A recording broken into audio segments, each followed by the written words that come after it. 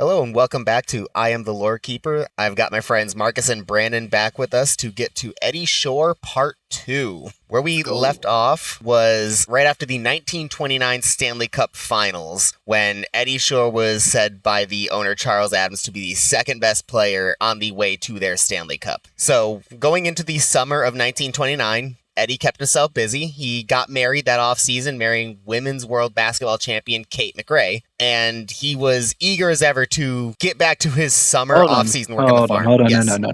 Basketball? Yeah, basketball. Like this dude is tall? Or Well, he's not playing basketball. He just married a basketball player. Like, Eddie Shore would get ejected, and he'd just keep on playing. So, in the offseason, though, he was more of a farmer than a hockey player. As he said to the Boston Herald after winning the Stanley Cup, "Holy smoke, I've got to get back to my plowing." Oh, what the fuck? Plowing your mom. I keep he's talking about that new wife. That new oh wife. My God. First He was not talking about farming. You got dude. That's actually, I mean, the problem is that he's actually talking about farming. Knowing he's actually talking about yeah, actually, I just thought if he didn't love hockey, would he be a murderer? Like, is he a criminal if he doesn't have sports? There was a brief time where he considered being a boxer before he became a pro hockey player. Right. Yeah, he would have been an amazing boxer. But there are rules in boxing, so I don't know. Actually, I don't know. So going just into like the Canadians. So going into the 1929-30 season, Boston started off on an absolute heater. They were 19-2, capped off with a 14-game win streak in that stretch. Just one of those games that they missed in those 19-2 stretch was one that Eddie missed when he got targeted on an attack that they considered to be pays back for a couple of years prior. Nobody needs to hold a grudge for that long. What are you talking? This man has gone farming. He has been peaceful. Eddie forgot, for sure. Just kill him. Like what? For Eddie, this was Tuesday. Like that. So, like he honestly, like, you kidding me? So Montreal got some payback for them going after Nels Stewart. When people greeted Eddie back in Boston, they found him with 2 black eyes, 4 missing teeth, a broken jaw, and a nose that looked like a crushed egg. What? Which explains why we're probably never going to hear about another dentist again. They finally are getting their cut. His nose looks like a crushed egg? Yeah. I don't even know what that... All right. Well, crushed egg doesn't look good. Doesn't look good. It's not certainly not how you want your nose to look. You're not wrong. Also, like, that's all just a flesh wound for him. That's nothing. Oh, yeah. That's like, yeah. So Charles Adams gave Eddie $500 as like a good job weathering it out, and Eddie doled it out to his teammates because he figured that they suffered a beating just like he did, and they were entitled to that money just like he was. I don't think they suffered a beating just like you, though, Eddie. I think no, but it's a nice gesture. That's not even but that's not how that works. Thank you for me getting beat up. Here's what? He's a team player. You can't team play getting your ass kicked. What? So over in the baseball world at this time, Art Shires was captain of the Chicago White Sox, and he couldn't stay out of trouble. First, he got in a fist fight with his manager, and then he got suspended. He apologized, got unsuspended, and then 4 months later, got into a fight with his manager again and got suspended again. Okay, just get rid of what the fuck? Yeah, he was the captain of the Chicago White Sox. Good leadership. Okay. So when the baseball season ended, he figured, hey, I've already been fighting people in the baseball world. I might as well go pro. And he took his talents to the boxing ring. What do you mean? Oh, First, he fought some fighter named Dan Daly that people don't really know anything about. This is prison. Then after he took down this unknown fighter, Dan Daly, the 6'1", 179-pound Art Shires fought and lost to a Chicago Bears linebacker, George Trafton, who was 6'2", 230. He had 50 pounds on him. This is prison. I don't think that anyone in the world would look at any football linebacker and then any baseball player and then say, yeah, the baseball player's got this. Yeah. Okay, so this is clearly before they had weight classes, because, like... Yeah, he had 50 not even pounds weight on him. Classes. Yeah. This is actually a video game final boss. What the fuck? This is some nonsense. Dude, again, baseball players, like, me and Shock playing baseball in high school and shit, at no point did we ever think that fighting is not one of the things. I'm pretty good at this fighting thing. No, at no point. Dude, you've seen baseball fights. Dude, they come, the bench is clear, and everything's like, oh, they're gonna fight, and they just end up, like, fucking slapping each other, okay? Or it never even gets to that, all right? They all just like, fucking... That's pretty much what Well, I happened. mean, It's not- especially now with all their little oven mitts, like, what are they gonna do? Well, I mean, you get the occasional guy like, Roned Odor who like fucking will just slap the shit out of fucking some guy. But like But- we're fucking string beans, dude. What the But fuck are you tell me what compels you? Like, you're a baseball player, right? Like you kind of sort of run. You're moderately athletic-ish. You can throw. You can hit, right? Like, you are definitely not a specimen. Let's be serious. And then you've suddenly decided that your true fight Ray calling Lewis. is beating people. Like, I'm what? gonna fight Ray Lewis. I can take. I don't know what possessed a baseball player though to think he could take on a linebacker. No, he's lucky. That he's is the life alive. equivalent of a suicide pass, man. Oh yeah, yeah, yeah, dude. yeah. So Oh he my fought God. some random scrub, lost to a linebacker, fought another baseball player, Boston Braves catcher Al Sporer, and beat him in a 4-round TKO. Then Okay. Art decides, all right, I'm gonna keep working my Doing way too down much. the sports ladder. I'm gonna fight Eddie Shore. No. So Eddie got a message from his friend, boxing manager Bobby Goldman, letting him know about the fight and telling him you should take it. No, dude, he's going to kill a man. I mean, like. So they agreed to a match on January 31st in the middle of the hockey season. But Art Okay. Shire's No. life was saved by the commissioner of the MLB, declaring that any baseball player who finds himself in a boxing ring would be considered retired from baseball, because apparently this is a thing that baseball players are just doing. Well, no. This isn't even targeted at one guy. No, this is just a No. thing. This is Wait. well, because the last guy he That's fought not- before Eddie was a catcher, another baseball Oh, player. that's right. So You're it's two right. baseball No. players going at it. So there's an underground No. baseball fighting ring. Not that even we underground, just a bunch of Not even baseball players underground. like, yeah, I can go box. I dabble in No, boxing. it's supposed to be like when your teacher says, everybody wearing red shorts. We're in really big trouble today, except everybody's fucking Like, boxing is my passion. Like, what the fuck? No, like, you can't just be like the graphic design guy who does on the side. It's boxing. What the fuck? Well, remember are in you episode talking 1, about? you had the guy who was a paleontologist on the side. Anything's Oh my impossible God, at this era. I forgot that fucking right. bullshit. So I you hate might this so much. so you might remember from the last episode, one of the few people to really hurt Eddie Shore for a while was Bill Bridge, and then Eddie took 4 of his teeth back in exchange. So Bridge left Detroit that offseason. Boston and Detroit had a game of December 5th, and nothing really happened. So the Boston Globe figured, all right, so since Bill Bridge has moved on, these two teams have clearly buried the hatchet. Then the next game that they played, the headline on page 27 of the Boston Globe read, Eddie Shore on Rampage starts free-for-all at the Garden. No. This is page 27 news? This is page 27 news. Yeah, wait a minute. What was on the front page? He just went on a killing spree and he's like in the back? Nah. Well, what I'm noticing on the front page and a lot of these, which has actually been an interesting snapshot, is decisions made in, like, King Manchuria over the Russo-Japanese War. So, Yeah, that is happening. Okay. like, I did That's see in fair. the margins, like, That's literally fair. a Chinese troop Okay. mobilization towards mobilization. Manchuria. They should have just sent Eddie Shore over there. That would have. That's right. Absolutely. We solved that in 10 minutes. Fuck. So in the second period of that game, Detroit player Jack Hughes, no, not that one, was in his Yeah, first oh, season, fuck. and Damn. he was targeted by Eddie the second he came onto the ice. Eddie hit him real hard when the ref turned his back when he didn't have the puck, and Jack Hughes was real pissed off with this, and out of nowhere just punches Eddie in the head. He did not wait for the ref to turn his back, so he got a major penalty for that and went off to the sin bin. So enforcement got a little lax after this. There was no penalties in the third period. And the game ended 3-1, and the players shuffled into the one single exit tunnel to leave because they didn't figure out No. for a long Yeah, time that here we players should leave go. during separate exits. So, Ding ding, motherfucker. so wait a minute. So So, The league- so Eddie and Jack Hughes go to leave the game and are walking down the tunnel next to each other after this incident on And the ice. then So they stop walking down the tunnel. Jack Hughes throws a punch at Eddie, who replies, "Oh, that's the way of it. Well, come right ahead." And they start throwing hands. fucking. It's such a fucking weird way to start a fight. have at thee.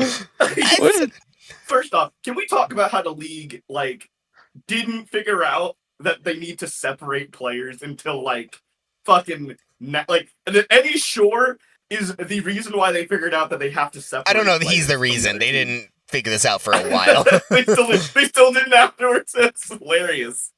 But hold on. Wait, because this man is a known criminal, basically. Okay, well, hold on. That's a But little besides the games that Eddie is present in, is anybody else just brawling? Oh yeah, Because it might have been a pretty totally common. legitimate thing. Like, I was gonna Like- say maybe they just need to put a little divider when Eddie's present, but everybody else is fine. Like Eddie is Good not the behavior. only one engaging in these shenanigans. He's just probably the most prominent Oh. and definitely the most talented. Yeah, he just is good at it, right? He's like, Oh. Well, I mean, he's also he's good at just hockey. A lot of really- these players are just fucking goons. Well, yeah, that's the other thing. Yeah, well, that's the other thing, right? We keep treating him like a goon, but he's legitimately a superstar who just happens to goon, right? He's I'm not a hearing that the NHL at the time had the ability to be mafia on ice. Yes. I'm kind of Like- here for that. goon. Oh, fuck. So those two start fighting in the tunnel. Detroit's Ebby Goodfellow tries to get in between them and break up the fight. And on his way, he just accidentally clubs a spectator with a stick. What? Because he's just holding it in the air to Insane. smack someone. Okay. All right. So Eddie Goodfellow tries to break the two of them up and says some words for Eddie, then punches Eddie in the mouth. And then referee Oh. George Mallinson rushes down the tunnel to try to, put an end to the chaos. Mhm. And Eddie punches Mallinson in the mouth. By which Wait. point, everyone in the tunnel is squared up with another player, and it's just mayhem in the exit tunnel. They have to call the cops to break everything up. So things cool down. A woman fainted in the process of all this. Eddie apologizes to George Mallinson, and they rule that there's going to be no further punishment from this brawl because it happened What? after the game was already over. No, that's even more reason to do. What the fuck? You There's may no know. rules. You may know. In the first episode, Billy Couture got a lifetime ban for jumping yes. a ref after the game. Yes. And here they're going. Well, the game's over. We'll let it go. No, that's not how that works. Literally, literally, cash me outside, except it's just cash me right over there. Yeah. Excuse me? They're not even out of the arena. Good point. The game ended like 20 seconds They're ago. barely off the Yes. ice. Still in the same place. That's like saying you're not allowed to beat the shit out of customers in the lobby. You got to go do it in the You gotta bathroom. get Like, in the what? parking lot. Like, what are you talking about? Like, he punched a ref. What the- Whatever. On March 14th that season, a shot gets past Bruins goalie Tiny Thompson, and it bounces back out of the net again. Eddie sees the Okay. puck out of the net, doesn't think it went in, disagrees furiously that's a goal. The goal judge disagrees, so Eddie swings his stick at the goal judge. What the fuck? Wow. He's immediately kicked out of the game and given a $25 fine. Wait a minute. No. Suspend his ass. What are you talking? No. That's nothing. Ah. Oh, nah. Some guy, you just told me, some dude last These season sticks. jumped a ref and got banned for life. These sticks are still made of 100-year-old redwood. Yeah. Like- That's an attempted assassination. Like, in fact, I would So- say the sticks back then probably were more dangerous than they are now. Like, what the fuck? Probably. Like, So a reporter said of the incident, let's see now. Eddie Shore has punched a referee and a goal umpire. That leaves unpunched the timekeeper, the official scorer, the rival manager, the peanut vendors, and the ushers. You'll have to hurry, Eddie. The season's almost over. If you That's actually- tell me that he finishes the cycle, He does not. He does not finish the cycle. I need to know how he gets the timekeeper. because like, That's what I need to know. Eddie would actually, like, if a mistake happened, would you doubt that Eddie would go after him? It's- No, it's- he would. It's a scene in Monty Python where he's just running through the castle, stabbing everyone, even if they're not Stabbing involved. everyone. But it's just fists. Which would be legitimately funny. Stands at the front door and punches Waiting to punch everybody on the way. in Let me just to punch your make ticket, sure. punch your face. Punch your face. Yeah. Sorry, price of admission. So the Bruins did go 38-5-1 that season, crazy good, but they lost in the finals to Yeah. Montreal in 2 games. But the big win that offseason for Eddie was him and Kate McRae welcoming Eddie Jr. to the world. Did he have to like punch his wife's stomach to see if she was pregnant, like the cow, or did she? Eddie you know? punched the doctor. Unconfirmed, but Okay, all right, his good, that's good. his expertise may have come in handy, but I'm not going to say that it did. Okay, I'm glad he did. as far as we know. So as the next season approached, Art Ross noted what a typical Eddie Shore dinner before a game looks like. He described the typical meal as a dozen raw oysters, 2 plates of soup, a flock of lamb chops with all the fixings, and a double portion of ice cream. That's disgusting. That's No, I have concerns. I have concerns because they didn't only play hockey on the shore, right? No, yeah, well, I mean, Right. oh. Montreal. This is the dark ages. Chicago is the furthest inland, I guess, any of the cities would be. And he's getting oysters? I mean, Montreal down the St. Lawrence, I imagine they could still get him He's pretty he's trying to die. Goodness gracious. He's already tested the limits of God already. Give me food poisoning first. This is too easy. God has entirely left the chat here with this guy, okay? He's good. On December 15th, 1930, the Boston Globe noted the growth in Eddie's game. They said he was playing the best hockey of his career and that he'd gotten over his rough play, the kind that was needless in past seasons. Defensively, he is not taking pot shots at attackers. And then a couple weeks later, the headline for the Minneapolis Star said, Eddie Shore serves 32 minutes in penalty box. Okay, yeah, all right. I was about to say. In one game. In one game. Oh, one game. Okay. In one game, yeah. Because I was that whole time you were saying that, I was like, I don't think so. I don't think they know what that means. One of my favorite through lines of this is every once in a while the newspapers would be like, Eddie's been clean the last few weeks. He's really cleaned up his act. He's definitely a different kind of player. And then like a couple weeks later, you see like Eddie Shore murders 3 men. Yeah, I was like, Eddie's really cleaned up his game. He has a fucking club to fucking ref over the head with a stick. Yeah, thanks, man. So let's go to that game where he served 32 penalty minutes. It was Christmas Day, and the Bruins faced the Philadelphia Quakers. Oh. Yeah. Okay. No. Another name that I was thinking of in episode 1, we were like, oh, the Millionaires, what a terrible name. As we then have 2 teams named the Maroons. Yeah. But Quakers, because this is going to go the way we all know it's going to go. They're going to lose by like 700 points. They're going to invent the mercy rule in hockey. So you say that. Did they even have skates on? The result on the ice that game was a 8-0 Bruins victory that was never in doubt. Well, all right. Okay. Well, I hate that. Wait a minute. So his team was winning 8-0, and he racked up 32 penalty minutes? Hold on. You said Philadelphia Quakers? The Philadelphia Quakers. As things were winding down in this absolute blowout, Quakers forward Hib Milks charged towards the net. Hib Milks. H-I-B and then more than one milk. Okay. No, see, I have to step us back because I'm not over this name, but I'm also not over this stat line. That looks like the Quakers only played one season. Yes. From 1930 to 1931, and they were 4-36.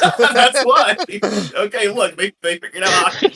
Wasn't their thing. They were not a good team. But they did. What is hip? Is hip short for something? It's short for Herbert. Why? No, it's not. Why? No, it's not. What do you mean? Nope, Why is Hib. he him? Fuck you. They couldn't buy a vowel. They couldn't. Or they bought the wrong vowel. They brought the wrong one. They had a vowel. They chose him. They already had an Why? eye for milks, though. That way they don't have to diversify. They didn't have to. I don't understand. That's so stupid. So Fuck. Hib Milks charged down the ice, rushed the net, and he got stopped by the Bruins' George Owen. In the 8-0 game, Milks was not feeling very good about the team, and so he got frustrated and threw a punch at Owen. So Owen tackled Milks to the ice and started throwing return blows. The two of them are tangling on the ground. And that's when Eddie was quoted on the bench saying, if there is to be a fight, it won't be such unless I am in it. And he charges on. What the fucking black knight ass motherfucker? What the fuck is he doing? This man only speaks in Shakespearean prose. What the fuck? So Eddie rushes in to help Owen, and he gets blocked by Quakers player Alan Shields. So those two are fighting. Owen is fighting with Milks, and every other player on the ice starts fighting, other than the Quakers goalie. Bruins goalie Tiny Thompson was skating around whacking people with his stick, and the other goalie just didn't want any of the smoke. So fucking annoying. Fuck you. Darcy Colson of the Quakers was in the penalty box. He rushes out of the box to go fight Eddie, right as the police rush onto the ice to stop the melee. At first, only 2 police rush onto the ice. What in shoes? No, yeah, and Yeah, in wait. shoes. So the two cops, there's not very good reporting on exactly how, but they think they got taken out by the players. Wait, the Where police are yeah, fighting the players. first two police like rushing around, slipping and falling in the ice, and like a couple of the players dealt with them. You Well, okay, gotta so give now- them credit. They're proud. Okay, They're okay, brave. we are legitimately in like crime territory, and like now what you said earlier makes like so they're just fighting. The players just saw them. Were like, oh, that's all. So I guess just I imagine don't- All of them turned around. It was not very well Blasted. described. It just made it sound like a couple of the players dealt with the first two cops. Okay, all right. They No just names dealt were with them. given. They just dealt with them. Oh, So God. then the rest of the police rush onto the ice. Oh, there's more. Okay. Yeah, the most complete source of this is from a boxing attendant for the Globe who said Shore was just beginning. He shook Coulson off his back like an enraged bull shakes off a flock of flies. He Like a charged at toddler. Milks from around the policemen. The rest of the Milks fighting still had in the ceased and all story? hands watched Shore. The garden rocked with noise. The officers, slipping and sliding, tried to ward off Eddie with their elbows. They grabbed one Shore arm and one Shore leg, but couldn't stop Oh the my other arm and God. leg from trying to fight. Then, by sheer numbers, the police and referees managed to grab both the Shore legs and both the Shore arms, and the battle royal was over. Then, as they're all carrying Eddie Shore off the ice, like a horde of them grabbing all of his limbs, Christmas music starts to play. Because don't forget, it's Christmas. what? Okay, I don't know what the funniest This part is- is Eddie just like carrying his little brothers around, like just carrying them on each limb, still going after him, Mills. Like, as they're just That's the part that we've missed, is that this is still the same game and this motherfucker's still around. By the way, that must have been terrifying if you're him, right? Like this guy has been tackled by police, and he is still coming for it. He is still trying to come after you, right? This That has result gotta be has terrifying. been summarized by Star Wars already. In episode 1, when those weird alien dudes were on the ship in the very beginning and they see the little lightsaber starting to cut through the door. He's like, oh my god. Like, yeah. Like, He really should have. you need to go. He was probably fighting the cops too. Can we talk? Yeah. Also, can we just talk about how much of a different time it is back then? That they were just fighting police and nothing happened. Like, what the fuck is going on? The only explanation is that it was actually a comedy. It had to be a real circus. God, my black ass sitting here, like, I was like, I puckered. I was like, what?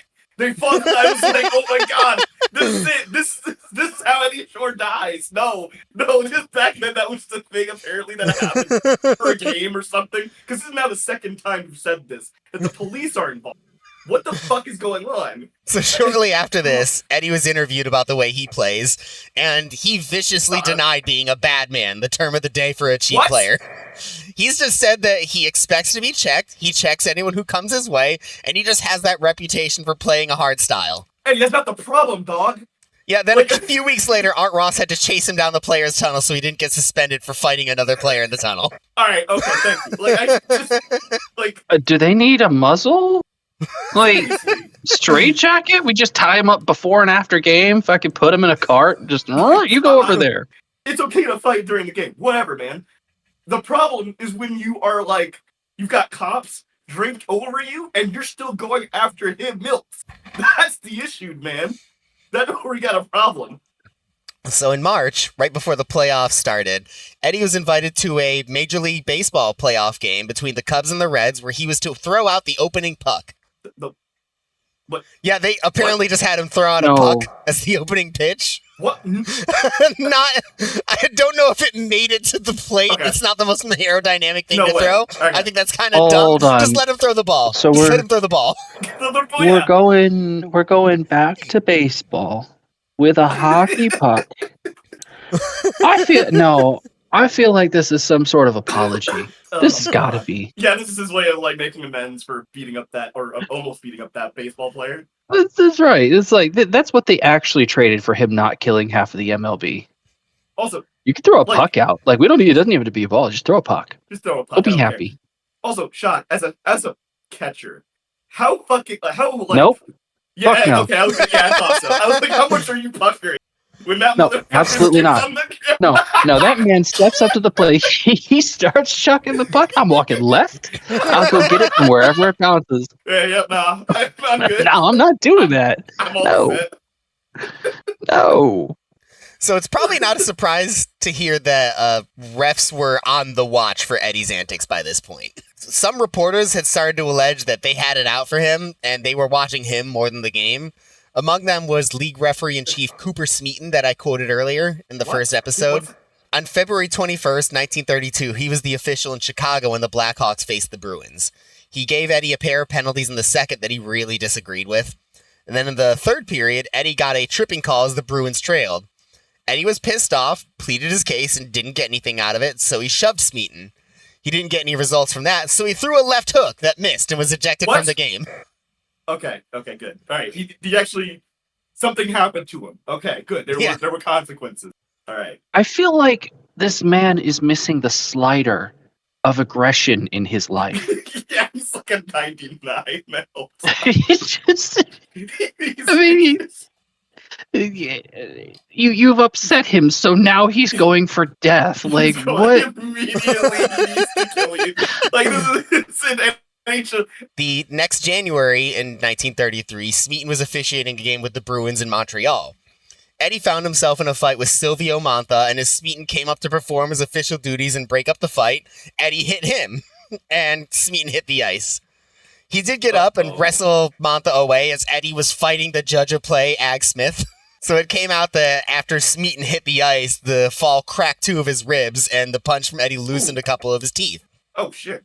So Eddie was fined an extra $100 on top of the 25 they fined him in game, and the league warned him that if they kept up that kind of thing, there was a real long suspension waiting.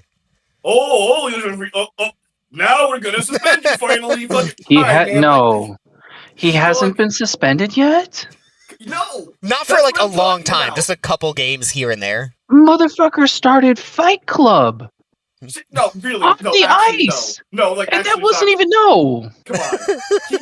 He carried fucking like 8 cops on his back, and you're telling me this motherfucker?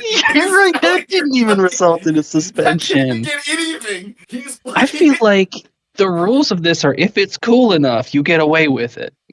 That's gotta be Yeah, it. actually, that might be actually the thing. Because, like, again, he punched the ref and he hurt him. He hurt the ref. Like, it wasn't just that he made contact, which should be enough, right? You can get, like, nowadays, if you even, like, accidentally. It would have been done when he shoved the ref before he got to the left hook. Like, this dude fucking just fucking cracked his ribs and broke several of his teeth. Swung a stick like, at the goal judge. Again, like that's like, and now we're talking, not actually suspending him. We're talking about his suspension. Oh, better not do that again. All right, man. You have a very different sense of justice than Bruins owner Charles Adams, who is furious. What is he mad about? He puts out a public statement saying that any fair judge would listen to both sides of the story, and they didn't do that. What's the other and side, conclude that manslaughter is still the objective. He's basically pissed off that they didn't ask Eddie his side of the story before saying that. What is Eddie's side of the story? What is Eddie's side? I don't know. Go pick up a Shakespeare book, pick a random fucking sentence, and he's probably said it. He called the warning to Eddie unjustified and unforgivable. Huh? Okay, now you just... Alright, fuck you. I understand defending your player, but like, he's like... Does Eddie have a side? He doesn't really present one. Like, he never really seems all that bothered by it compared to Charles Adams. I was confronted by a foe, so I responded with punch. Like, that's the other thing I'm saying. Like, there's nothing stopping Eddie Shore from saying his side of the story. He can just say it. Like, right now. The concussions, probably. Dude, he's... So a couple of weeks later, right before a game against Chicago, Eddie was seen skating across the ice holding a bouquet of flowers, a gift from his teammates. They came together and pitched in to tell him that no matter what anyone else says about him, they think he's a perfectly civilized guy, and the crowd applauded. Okay, that's wrong. What? Oh, okay. See that I thought they were like. It's a very nice little saying that he was ceremony. really- I guess just for the wrong thing. I thought they were like, yeah, you're a great teammate. Way to stick up for me, man. No, you're a good human being. Hold on, that's not what. He's skating around with flowers to convince people he's nice. No, he's not doing the convincing. His teammates just wanted to tell him that he's nice. Yeah. So they did it as a really nice thing. Yeah, so, it's more like that his teammates needed to convince everybody else that he's nice, which, once again, brings up the question, why do I need to be convinced of that? And then that reminds me to go back and look at the time that he dragged 8 people across the ice and tried to kill a man. But okay. Meanwhile, he is still not paid the fine a couple weeks later because Charles Adams won't let him. He's just insistent on fighting him. The league forbids public criticism from team officials, so Charles Adams actually resigns as team president and gives it over to his son so he can more publicly shit-talk the league. Fuck Charles Adams. That's the level of petty that I aspire to. Good job, buddy. He's barring Eddie from paying his own suspension. How much? Wait, or not paying his own suspension, paying his own fine. How much is the fine? It was $125. Oh my. Okay, wait. How much is that in like? Hold on, let's ask the Google here. $125. It's about $2,400. Okay, that might be for the highest paid athlete in the NHL and the owner of a sports team. $2,400 is basically nothing. I'm pretty sure at that point it's just principle. Yeah. Yeah, he's just being his fucking dickhead. And he's making sure that Eddie doesn't pay it either. $2,400 to any top-level athlete and anyone who owns a sports team is basically nothing. It's even more funny because he's also making sure Eddie probably doesn't give a shit. He probably doesn't. He probably would have just paid the fine and moved on. He's just like, no, you don't fucking do that shit. I swear to God, you pay that. No, this is bullshit, Eddie. You're not paying a dime. That's so much. He's more angry about that. Holy shit. March 6th, 1933, 500 people attended an Eddie Shore appreciation dinner, which was covered by a radio broadcast. A bunch of his teammates had speeches. There was a speech from Art Ross where he praised Eddie's development into the superstar that he'd become. And Eddie was presented with an inscribed clock as a collective gift. Yeah, it's a interesting gift. Inscribed clock. There were waiters. We're not questioning the appreciation dinner? Yeah, they just had an appreciation dinner. Wait, thank you. Yeah, this is like, I mean, does Edmonton have a Connor McDavid appreciation dinner? They should. No, actually, you know what? Leonard, that's true. Good point. Maybe we should have an Eddie Shore appreciation dinner. So there were waiters moving around the ballroom, and they were wearing themed jerseys from around the NHL of different players. One of them had a number 2 Eddie Shore jersey, and they carried him around the room. Okay, that's kind of and Army marching song was adapted to praise Eddie Shore. Here comes Shore, watch the score, hear the roar, they want gore, send in Shore. It's the same old story, he'll bring back glory, there's no such thing as stopping Shore. Yeah, that's fine, it's a nice gesture. Yeah, it's I like the gore part there. I'm sure he liked that part the most too. That's it. This is the beginning of the WWE.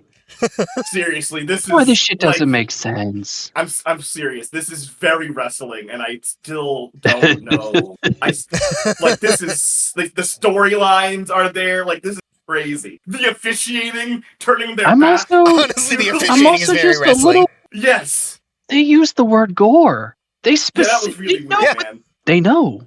They have to know. Yeah. Okay. Well, thank you. That line is about them. It's they want gore. They're saying that about the crowd. Yes. That's themselves. Right. We know what you are. I see through you. Meanwhile, Eddie has still not paid the $100 fine. Holy shit. Just pay the fuck. Oh my God. It has been 3 months. So the league just figures, well, he's clearly not going to pay it. We'll take it out of his playoff wages. Oh, okay. I thought you were gonna say they just dropped it like God, that would have been so funny, but no. Dude, because I'm like at that point, I would have maybe done the same thing. Like, he's not fucking paying. No, they just garnished his wages. Okay, that's a better idea, admittedly. So that season, Eddie won the Hart Trophy as the league MVP. He got a first All-Star team nomination again. That's all 3 years that had been a thing. He's led the NHL in defenseman scoring almost every season. Eddie is possibly the greatest hockey player in the world at this point, and he probably is the best defenseman. Going into the 1933-34 season, the aggressive agrarian was one of the first true superstars of hockey. No. The aggressive agrarian. No, I'm down for the aggressive agrarian. Let's go. I love that nickname. No. That's the aggressive agrarian. So for the upcoming season, Eddie asked for permission to report to training camp late because he was busy harvesting wheat. Oh my gosh, you can stop. You don't have to keep doing that, Eddie. You're a superstar. You just said he had a lot of money. Go pay anybody. Yeah, go get some employees. But this is his off-season workout. This is how he believes is the way you stay in shape. It's not the off-season anymore. You're late. Yeah, I won't let him use that excuse on that one.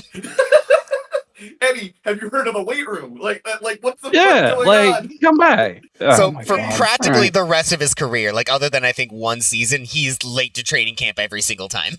That's so on December 12th, 1933, the Bruins and Eddie are facing off against the Toronto Maple Leafs at home. Things between these two teams are always pretty rough. Even today, that's possibly the roughest rivalry in hockey. And so things started to boil over when Odie Cleghorn, brother of Sprague, who's the ref this game, allowed a goal that the Bruins were protesting. Tiny Thompson made a couple of saves that found him out of the net. Eddie fell into the crease to protect the puck, and the other players just kind of whacked and hacked and shoved at the puck and shoved it into the net with Eddie for a goal. That's funny. That's not allowed anymore. No. Well, you can kind of like the ref would stop playing. I think pretty quick. But yeah. This sounded like it was real egregious. Just getting beat down, slowly getting slid into the net. I mean, Eddie's pissed off, as are the rest of the Bruins. In the second period, Eddie rushes down the ice, and he's checked by Red Horner, who sends him knocked into the boards. He gets up, and he wants payback. He sees Toronto's Ace Bailey as the closest player to him, has his back turned, and guns it down the ice. Eddie later figures he's going 22 miles an hour at the time, and he crashes into Ace Bailey from behind. They both hit the ice. Bailey hits it head first, and the game immediately stops. The crowd looks on in horror. He is convulsing on the ice. Oh, fuck. Oh. Red Horner, quote, "I looked down on the writhing form of Ace Bailey, and I went sick all over." He and a lot of other people in the arena think that Ace Bailey is going to die tonight. So Horner skates up to Eddie, who is completely out of it. He's spaced out. Reports make it sound like there's a 1,000-yard stare going on right now. Horner spins him around and just starts yelling at him in his face, letting him know what he thinks of him. But Eddie is continuing to space out. He's just not responding. Horner, pissed off, just throws a punch at Eddie, who drops and his head hits the ice. Requires 7 stitches later, knocks him out cold. So both players are carrying things that we just don't have to do. Yeah. Murder after murder is probably not one. Like, you can be frustrated, but like, bro. Especially because like Eddie's clearly like he's rattled. Yeah. So both players are carried off the ice. Toronto coach Conn Smythe gets into it with a fan and breaks his glasses. What? Okay. The arena's physician, Dr. Gately, started tending to Bailey, who wanted to get back into the game. Wait, Eddie, Bailey? Yeah, Ace Bailey wanted to get back in the game. That's not recommended. No. No. Okay. No. Okay. You should lay down now. Yeah. Dude, you were literally having a seizure. Like. So Eddie and Art Ross bust into the room to check on him, and Eddie tells him, "I'm awfully sorry. I didn't mean it." And Bailey told him, "It's all in the game, Eddie." But things were looking pretty rough to the degree where they called in a professional blood donor to be on hand, which was apparently a thing. That's a thing? In case they needed him. Yeah, professional blood donor. Oh. I mean, it's a good thing because... It is good that they do not have that as a thing anymore. Yeah, also that. Yeah, Hold on. Yeah, wait a minute. How does one become a professional blood donor? What makes it seem like there are folks that are amateur blood donors. I am an amateur blood donor. Point, I do believe that is just the victims of vampires because. So, after the game, Conn Smythe was asked why he thought Eddie charged Ace Bailey, and he said, "I have never seen Eddie Shore do a mean thing in a hockey game. I can't understand what possessed him." Okay, all right. I think that just speaks to how differently physicality was seen back then. False. And it's probably the same line of thinking that leads Eddie to think, I'm not a bad guy. And to be fair, we just heard Ace Bailey say that was a part of the game, right? Yep. And obviously some of this is like kind of honor between athletes, right? You know, they play the same sport, they know that the game is tough. But that is literally, I think, what is happening here, right? Obviously they view this as just a tragic accident, where obviously us with the, 30,000 foot view here, Eddie has a history of like, flying off the handle. But to them, yeah, I mean, this is just a part of the sport. It's a gruesome part of this, and to an extent, it is still a part of the sport. It is both hockey and football, right? We do have to acknowledge that there is a very not an underlying, an overlying sense of violence in this game, in both of those games. And thankfully, this doesn't happen. I mean, they wear helmets now, thank God. But yeah, I mean, this still can happen. It's just it doesn't happen often now. That's the thing. Other people gave similar sentiments, saying that they didn't think that Eddie would have intentionally tried to hurt Ace. A lot of people said that he tried to kill him. His old captain, Duke Keats, wired him saying, "Everyone here realizes you are blameless. Knowing you, we are certain it was a mistake." One reporter said, "Off the ice, you could kind of argue that, though. Because... there's a difference between trying to hurt a guy and trying to injure a guy. Yeah, I mean, kill him outright. Kill him. Eddie likes punching people, but there's never been and then the police pulled him off before the guy died. He likes just beating people up, but yeah, I don't. Yeah, to say that it was a murder attempt, that's rough. Yeah. I think what happened is that Eddie got hit. He saw red. He saw the first person that was available to hit, and caught him definitely vulnerable. Put on Now, granted, he's not blameless. That's bullshit. Because he decided to take fucking 8,000 steps and commit supercharging the penalty. Because he took 8 gazillion steps before 22 miles an hour. He was moving. He was going 22 miles an hour. He was doing speed skating, an Olympic sport. Did he do a couple warm-up laps first? Yeah, he literally was doing speed skating. And then went full bore into Ace Bailey, who apparently wasn't looking for him. So, yeah, dude. He's not to say he's blameless. That's bullshit. Yeah, I disagree with the word, but I agree with the sentiment. Yeah, I agree with what he is trying to say. Yeah, one reporter said, "Off the ice, he is a soft-spoken, retiring sort of individual, and in the course of many conversations I have had with Eddie Shore, one of the things that impressed me most has been his oft-repeated statement of the mortal fear he has of seriously injuring an opponent." So a lot of people are sending in reassurances and trying to give off the sentiment that they don't think he tried to kill the man, but Eddie's still a wreck, and he's always trying to get updates on Bailey. He explained that he was dazed from the Horner hit beforehand, and it was a total accident. He didn't mean it like that. The police absolved him of criminal intent, but it didn't do a lot for his guilt. Weston Adams said, "Shore will probably never play hockey again. He has expressed his desire to get away from this city." What? Oh. Eddie bemoaned the way people view him as a player, saying, "This reputation as the bad boy of hocky who specializes in rough play is something that has been thrust upon me since this affair happened. Right. I had not heard it before." Even you couldn't finish that sentence because, alright, real talk. I don't know about I had never heard it before.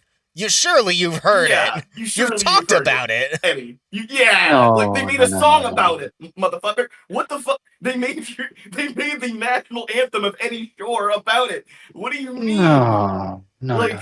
No, it must have meant something different back then. That's all. Gore is actually in a different language. It means something very different. But like That's right. They were speaking a different they were language. speaking, yeah, they were speaking French actually. But like, no, seriously though, like I understand why he's upset because like I almost wonder if we've been talking too much about how violent he is because again, he's legitimately probably the best hockey player of his time. Yeah. Right. Like he is winning. Like he's going to. He's got several All-Stars. I think did he win an MVP? Yeah, he Like, just did. Yeah, he just won an MVP. I can understand why he would be upset. Where like, oh my god, he's got like everybody's talking about how much of a fucking goon I am, instead of how skilled I am. But Eddie, you play a part in this, dog. It's unfortunate because if he just takes that shit out of the game, he's legitimately like he's great.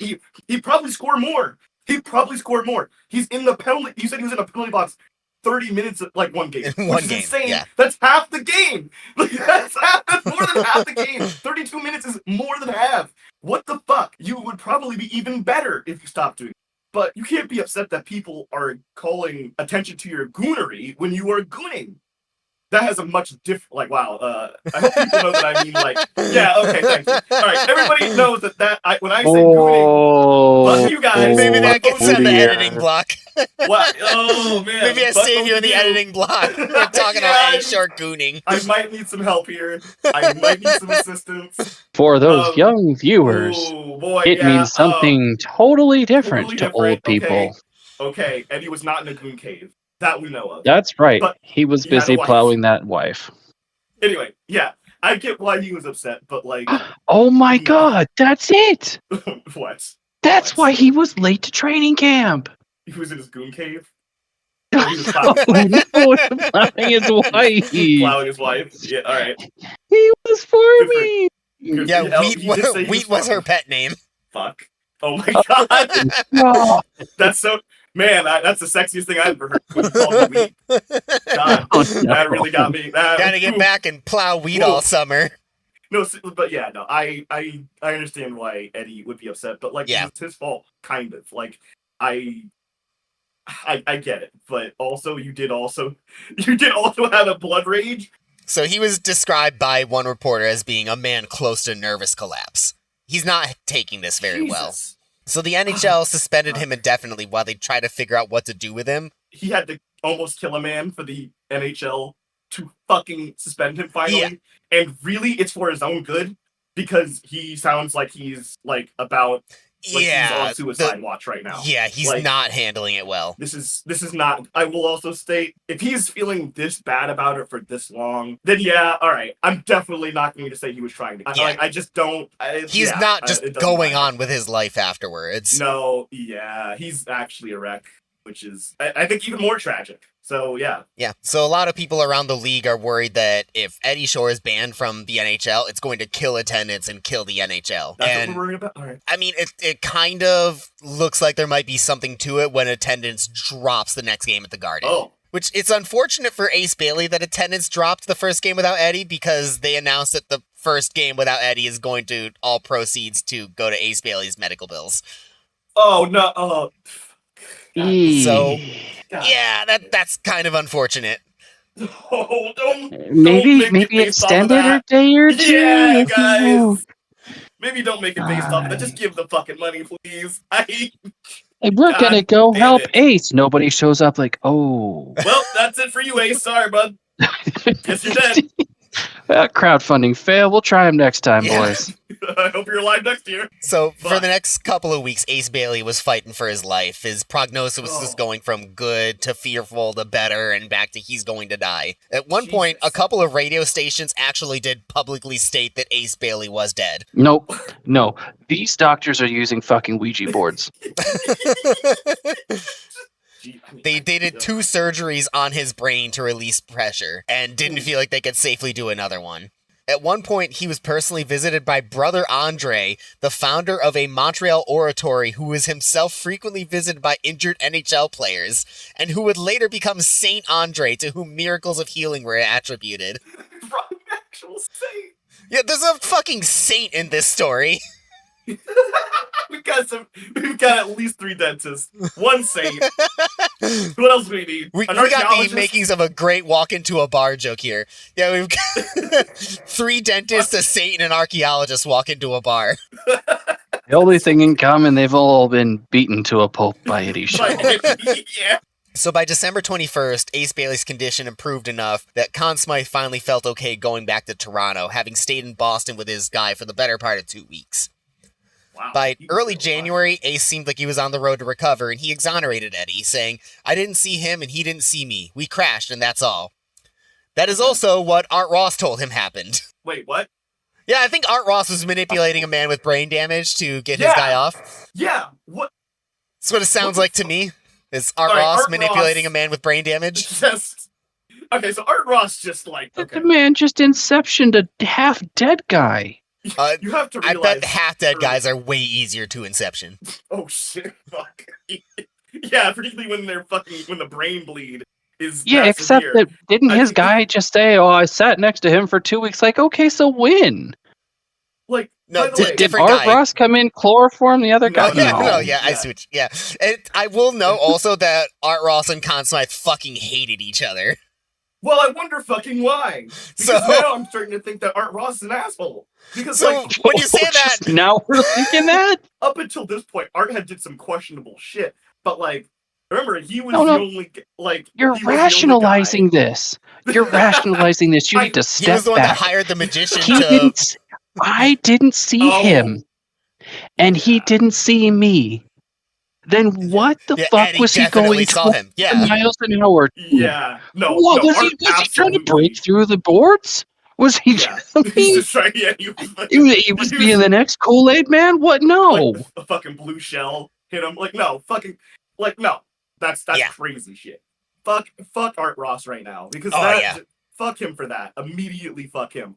That like the magician one was kind of funny, although in fairness it did almost get the fucking magician thrown out of a window. So I guess Professional integrity, though. He still did the act. he also did tell Eddie Shore after doing that fucking crazy ass drive across the snowy tundra, not to, like that he couldn't play. So I was thinking like, okay, so maybe he does kind of like sort but clearly that care is only because Eddie is his player and Yeah. he needs him to play. That's literally it. Yeah. Fuck Art Ross. This is the guy that we make a fucking award after. Yep. Probably one of the most important awards in hockey. What the fuck? Maybe we need to re-examine that? We probably should. All right. So with Ace out of the woods, with everyone speaking to Eddie's innocence, and with the noticeable difference on ticket sales, the NHL announced that Eddie could come back to the league after a 16-game suspension, which is a little Right. under half the season Yeah. at this point. All right. He used his time to get away from the team. Adams sent him to Bermuda to recuperate, where he went under the Oh. alias of Mr. Harris so that people didn't spot him. His I wife, mean- Kate, said that the time away did wonders for him, but he was still pretty hesitant. Quote, "Right now, I don't feel like playing hockey, but I hope to regain my confidence when I strap on my skates." So his return game in Boston was described as developing into hero worship and tribute of Eddie Shore. It was a Okay, packed house, and the game was sold out to the degree where it was standing room only, and the secretary of Charles Adams couldn't even get him 4 seats together in the building. Holy shit. Holy shit. So the Bruins had a really rough season, missing Eddie all that time, and they missed the playoffs. Ace Bailey would never play pro hockey again. He wanted to work as a ref, but the league didn't trust his health enough to employ him. What they did do... Yeah, because they also get punched all the time. He Shore Eddie was the just ref? came back to finish the job later. Yeah. He was right. This is not safe. This is not a safe Be job for you, giving man. people pointers. Yeah, okay. Like, So what the league did do for Ace is they held a all-star benefit game on that February 14th, where all the 20 grand in proceeds went to Ace Bailey. There was a lot of back and forth over whether they should allow Eddie to be in the game, and they did end up agreeing to let him play. And the hockey world healed a little bit as Adams, Smythe, Bailey, and Shore all shook hands at center ice. Noticeably absent Art Ross, because I think that Okay. Conn Smythe snubbed him because he fucking hates him. good. He cannot be there. Art Ross. That guy cannot needs to fucking- be in like somebody's trunk. Yeah, fuck Art Ross right now, man. That's fuck him, dude. The Ace Bailey incident had a huge impact on a lot of pro sports. Ace Bailey had his number 6 retired by Toronto, and this was the first ever jersey retirement in pro sports. After the Negro League had an East-West game the previous year in baseball, this was the second All-Star game in North American sports. And from this point on, probably rattled from the incident, Eddie Shore wore a helmet for the rest of his career. Oh, okay. All right. I mean, the rules are written in blood. Yeah. But, like, I'm sure this isn't, like, an actual helmet. No, but, it was like a leather football helmet. All right, so it's basically a fucking hat. It's but, basically all a piece of leather. It's a piece of leather.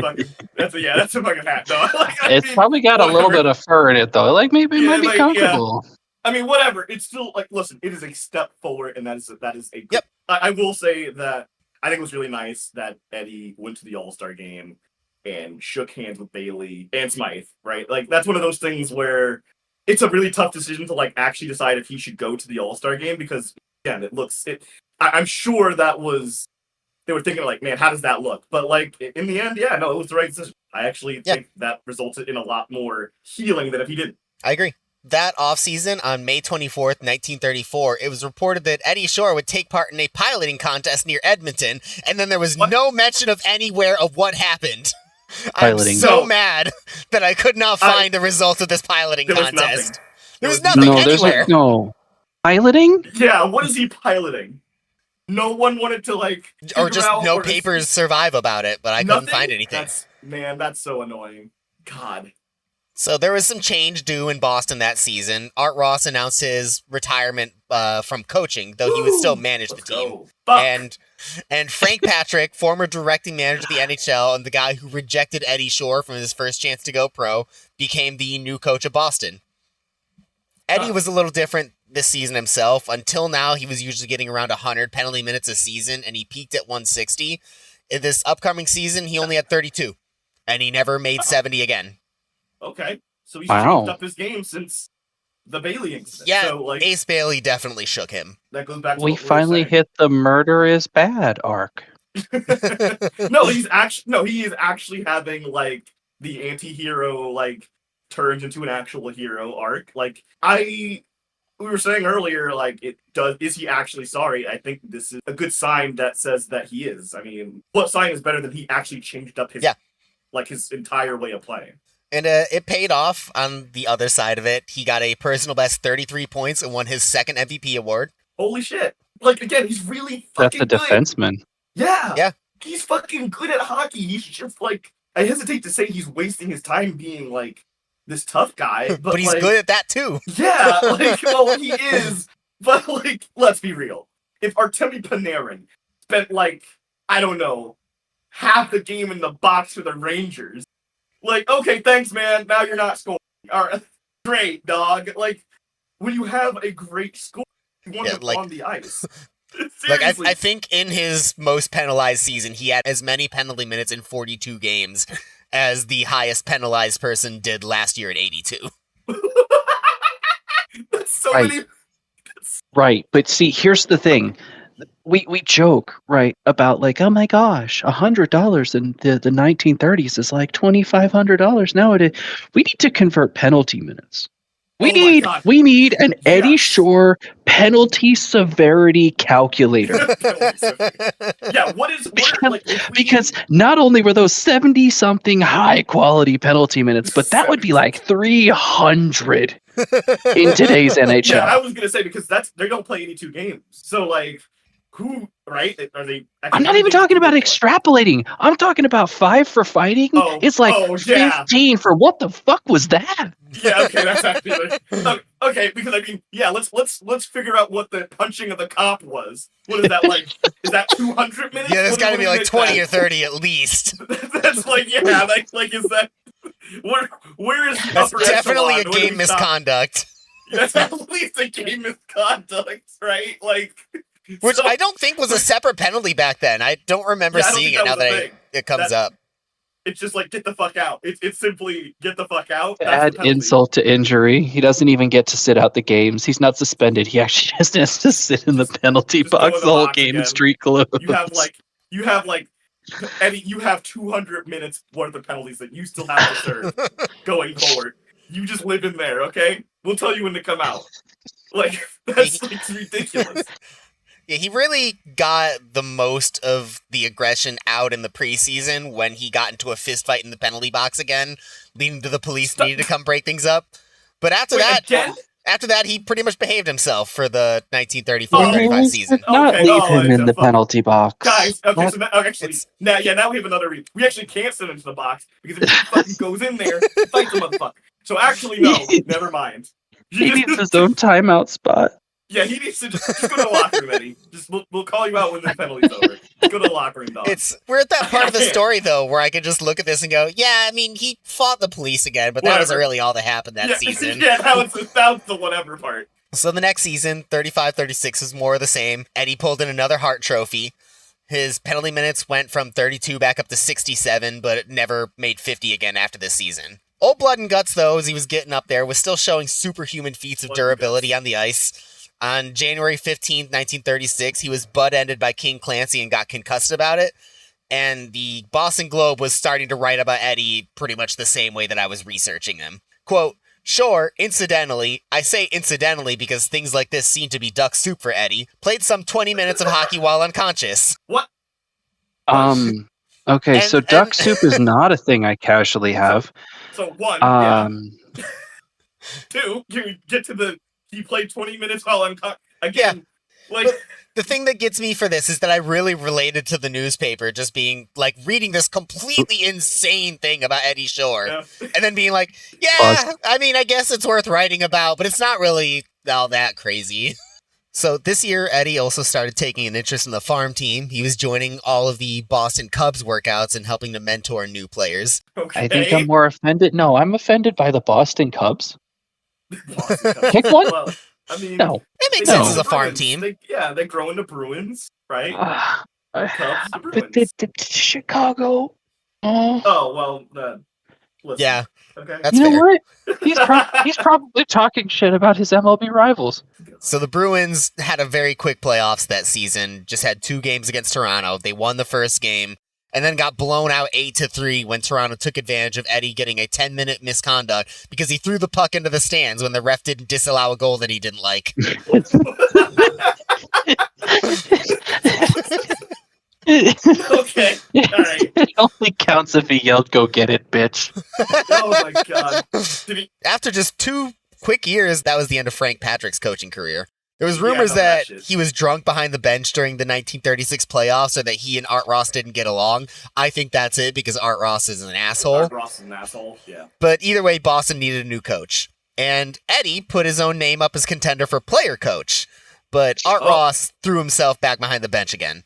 No. Fuck. He's back. So that summer, Charles Adams was looking to sell the team.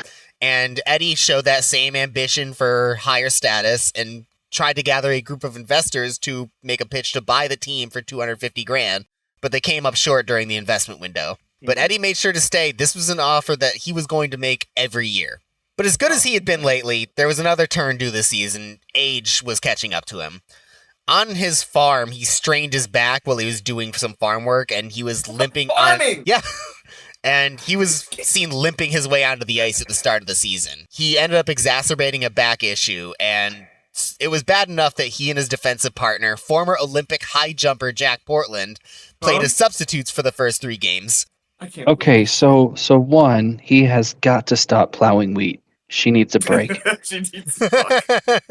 2, casually has an Olympic high jumper. Yeah. Yeah. What is going on with this splunking in this fucking series? What is happening? Because the way that I'm hearing it, and it just doesn't make sense. It's like if you want to play hockey, you also must excel at something totally unrelated. Just like, Yeah, maybe seriously. the Saint from a few minutes ago was actually really good at hockey too. He's what are we gonna get? World-renowned anthropologist, and oh, by the way, I don't know, the Stanley Cup winner. Like, Also- excuse no. All-Star Center. I'm trying to think of any kind of like transferable that high jumping would have for hockey, and I'm not getting any. I mean, other than It's fitness. lower body strength. Yeah, just general fitness is most of the Alright, overlap in man. a lot of these things. All right. Oh, I've got it. This man does the best line changes in the world. Oh yeah, he jumps over the board so quick, man. He gets over those boards so quick. He doesn't need the Sometimes door, he's a yeah. Yeah, maybe Doesn't sometimes need the a little too door, quick. doesn't need a hand. He just silly salmons his ass in the bench. Yeah, he's good. So Eddie's back was bothering him, and he and Jack Portland were just substitutes for the first 3 games until Eddie was ordered to take 10 days to 2 weeks off. And No, don't do that. yeah, Don't tell him earlier in the No, story, he this took would have meant 3 Eddie's hours. going to play the next game, but those Yeah. 10 days to 2 weeks, I wound up being a month of just not playing hockey and sitting on the sidelines. Oh shit, he's mortal. Wow. Yeah.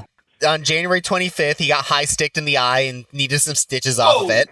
A few days later, he got a hit into the boards that injured his hip and cracked a vertebra, and that was it for his season. Only What the 20 games, fuck? 2 goals, 1 assist, and 12 penalty minutes. Oof.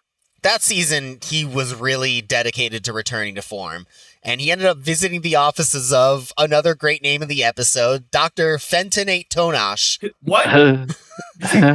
Wait, fentanyl? No, you didn't. P-H-E-N-T-O-N-A-T-E. Fentonate. T-O-N-A-C-H-E. Tonash. This is the That's a goddamn misprint. super villain. That is a super villain. That guy is the enemy of Iron Man. No, Fentonate. no. He's just a character from a young adult novel. It's fine. Dr. Fentonate? Dr. Fentonate, you cannot tell me that Batman hasn't done battle with Dr. Fentonate at least once. Are you kidding me? No, it's Mr. Fentonate. No, I'm Doctor. Dr. Oh. Fentonate, especially because he's Dr. Fentonate. Oh my god. Hold on. What's his name? I have to see if he has a shitty mustache. He absolutely has. Here, let me put it into the chat. You can find what you want to find about him. I could not find shit on this man other than an obituary. I Is he only also- wanted. I don't even know where he's from. His Like- last name is an Italian word, but I don't know if he's Italian. I mean, It's just my only Oh my hypothesis goodness. about this name is that maybe his first name got butchered when he was immigrating, like through Ellis Island. Oh, okay, that would. And make maybe sense. it's That would make originally sense. something else, but I don't Okay. know. I have not seen mean- Fentonate show up anywhere But I- else. Dr. Fentonate Tonash. Oh my god. That's got. You know what? That's got Tom Riddle written all over it. He's We need to see what anagrams we can get out of Fentonate Tonash. seriously. I'm gonna be We do. working on If- this. You keep telling I'm it. gonna If, be- if you're Sorry. struggling, you can. Doctor may or may not be part of it.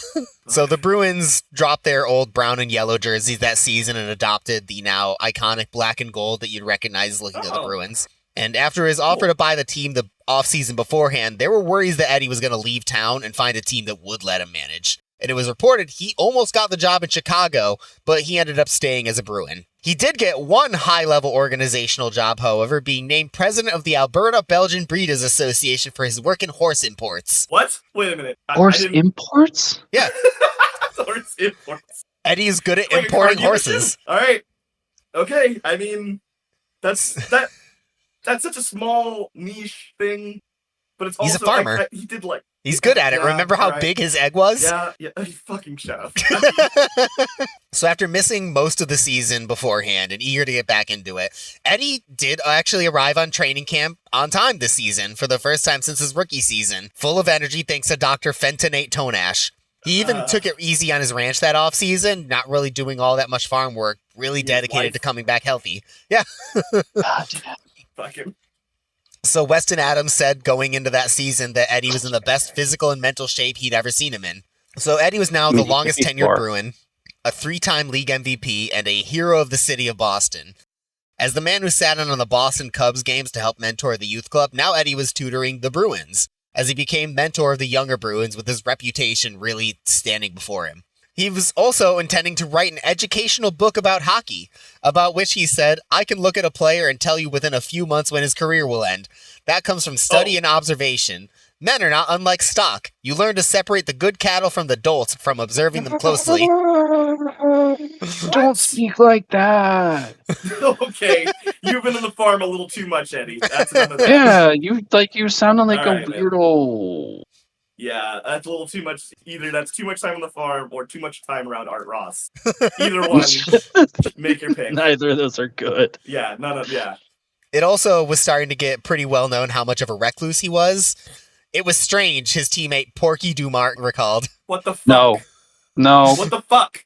No, that's not real. He's not named Porky. Porky You made that Dumart's up. real name is Woodrow Wilson Clarence Dumart. What? That's worse. Never mind. Porky. Yeah, you just go by Porky. Never mind. Why is it? First off, wait a minute. Why do you Woodrow hate your Wilson- children like this? Where's the Porky coming in? I don't know why he was called Porky. Okay, they just made that up. They just I called think it they're Porky. dicks. Fuck. But Porky Dumart said, "You'd never see him in any of the cities we visited until game time. Nobody knows where the hell he went. He was a real loner. I used to bunk across from him on the long train trips, and I don't remember having a single real conversation with him. Sometimes Eddie was taking a train to road games separately from the rest of the team and getting there a day ahead of time, and he was constantly fighting to keep his name out of the phone books to the degree where he was one of the first people to have a burner phone, where he had a public number that got to go in the phone books and a private number that he kept and actually gave out to people he wanted to talk to." This motherfucker invented What, burner what phones. year is this? 1938. Yeah, dude. How the fuck I'm do you even have a serious. burner phone? Yeah, that's what I'm saying. I Like, guess You're I guess hauling we around a grew whole up in the ass days phone of booth. phone books. Yes, and I phone, guess- a phone booth. But like, if you It's could a just look up landline. any celebrity and call him, and he's the most popular guy in Boston. Oh my god. I just realized, yeah, you could just call up any old fucking Yeah. at any old fucking Right. that's hellish. Oh Remember, my for a god. long Okay, time, you could just so- walk into the White House and just beat the president. Oh god. It Yeah. took the sports world a while to catch up to the same level of, hey, no, you can't just Wait, this is call your favorite sports Yeah. heroes and hang out with them. I mean, I get it though, right? Like having a fake number is the equivalent of having a burner phone. So Yeah. yeah, okay, I guess it makes. All right, it's a little weird. I mean, he's definitely the first person to invent the idea of a burner phone, I guess. So in January 1938, Eddie was playing around with something new. He shaved down the blade on his stick, making it shorter than everyone else's, claiming that it helped him with accuracy on his passes. He played a few games this way, with papers referring to him looking like his young self, and Art Ross didn't know initially that he was doing this. He heard when he was asked about it, and he strongly disagreed with the experiment. There was an argument between the two of them in the dressing room that never went public, but people noticed that Eddie was still using his shorter sticks. Art Ross wasn't about to give up, though, and decided to play a prank on his star defenseman. Either on the night of January 12th or the morning of the 13th, an unknown person snuck into the Bruins locker room and sawed all of Eddie's sticks in half, taping them back together again Oh. near the blade. So his Oh, I know teammate, where this is going. Dit Clapper, was paired up with him What? in Nope. practice.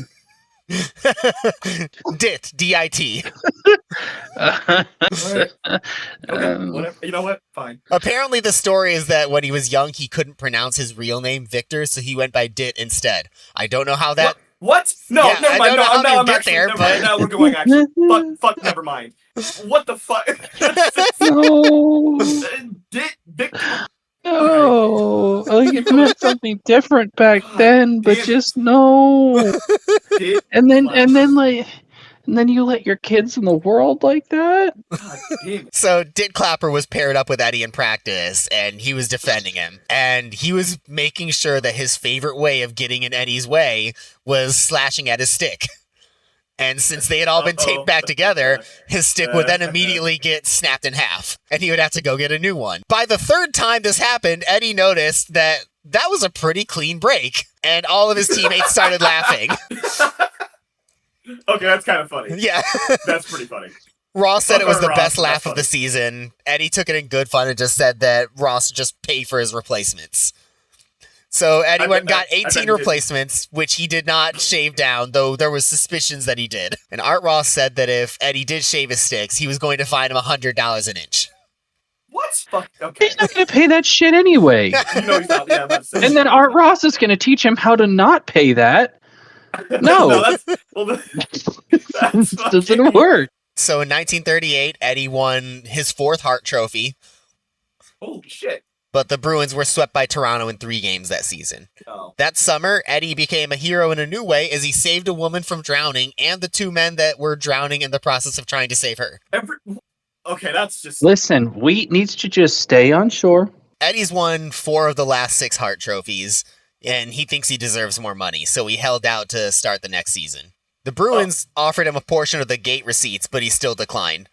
He missed the start of the season, which he had held out before, but he never missed the start of the season. And so Weston Adams transferred negotiating power over to the league president, which is apparently something that happened at this time if holdouts happened too long. Just the league would negotiate on the team's behalf. Oh, okay, that actually. So yeah, it's like not like arbitration, but like I kind of sort of, yeah. As I've said, he's starting to wind down at this point of his career. He's 37, and his play is benefiting a lot from him staying on the ice and not fighting the police all the time. But old Blood and Guts did keep getting in fights, throwing crushing hits, and coming into the new year, he showed a spurt of his old fire, as on December 29th, 1938, he injured New York Americans player Alan Murray. According to Coach Red Dutton, this is because Murray hit Eddie Shore 3 times. Wait, like back to like, or he just took What? three Yeah, hits, Dutton insists that Alan Murray received his shoulder injury the other night as a result of handing out 3 successive body checks to Edmonton Eddie Shore. Wait. He hurt himself. He hurt himself in confusion. Yeah. From 3 hits.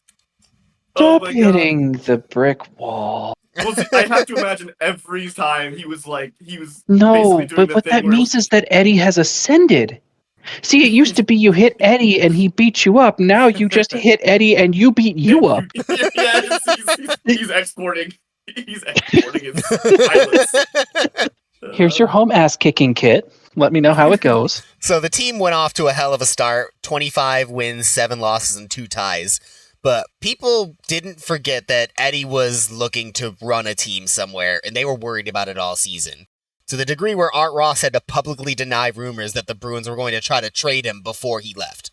But Eddie also has not forgotten his managerial aspirations.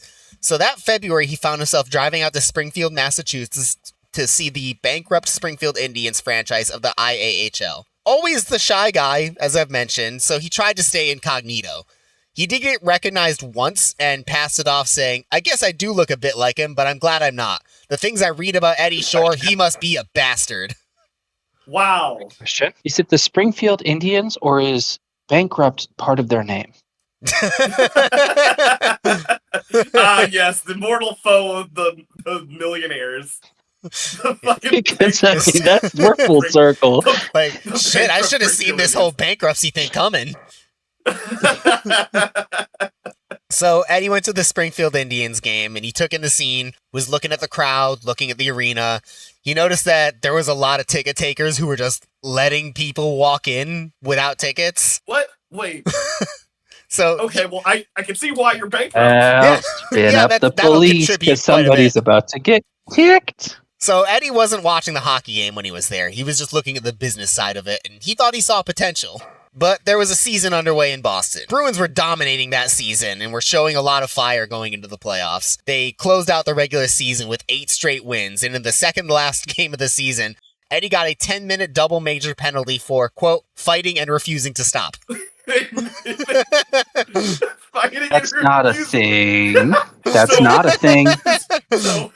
So 5 for fighting, and another 5 for refusing to stop. That is So, a so made-up this is penalty. the origin of he was giving him the business. Yeah, dude, it was. Yeah, dude. Art Ross did actually make a point to the ref of like, oh, what, we making up penalties now?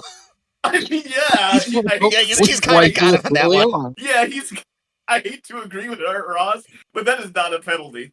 That is just touching him. The Bruins contained their hot streak further into the playoffs. They went up 3-0 against the New York Rangers in the first round. During these first couple of games, there was an instance where the Rangers' Neil Colville found himself with a wide open net with Tiny Thompson out of the net. Nobody within 30 feet of him, and yet he rushed himself, tried to make the play too fast, and missed the net from 3 feet away. So his coach asked him why he rushed it. Why was he moving so fast? Yeah. And he said that he was worried that Eddie Shore would catch up and beat his brains in. Holy shit. Okay, now that's aura. All right, there you go. That's, Oh, yeah. That's having a tough guy on your team. The Bruins couldn't complete the sweep of the Rangers, but Eddie still did achieve an incredible milestone himself, receiving his 10th broken nose in a fight with Muzz Patrick. At this point, the fact that he doesn't look like Voldemort is amazing. Right? Dude, his nose has to be fucking like. That thing is going in all sorts of directions. So Eddie claims that it wasn't just him and Muzz Patrick. There were some other Rangers that threw their fists in, and another one had his stick in there. Art Ross said that there must have been a Rangers-wide conspiracy to gang up on and take out Eddie Shore. Unfortunately for the Rangers, Boston fans latch onto this theory and lost their collective minds. The next game has to be stopped several times for the amount of garbage being thrown on the ice. One fan had a heart attack in the stands and died. What? He got so angry, he literally died. Oh, you hippied yourself to death, bro. He got so mad. He fucking had a heart attack and died. I'm gonna call that a legendary crash out. Yeah. So the Rangers were not beating the conspiracy allegations when one of them lingered behind the play and hit Eddie as soon as the ref turned his back, leaving him writhing on the ice in pain. Eddie went and argued with the ref with such vicious energy that even Art Ross figured he needed to pull Eddie off the ice now before he did something. Boston fans are going nuts, throwing newspapers, fruit, and even broken seats onto the ice. What? No. Okay. No, hold on. Okay.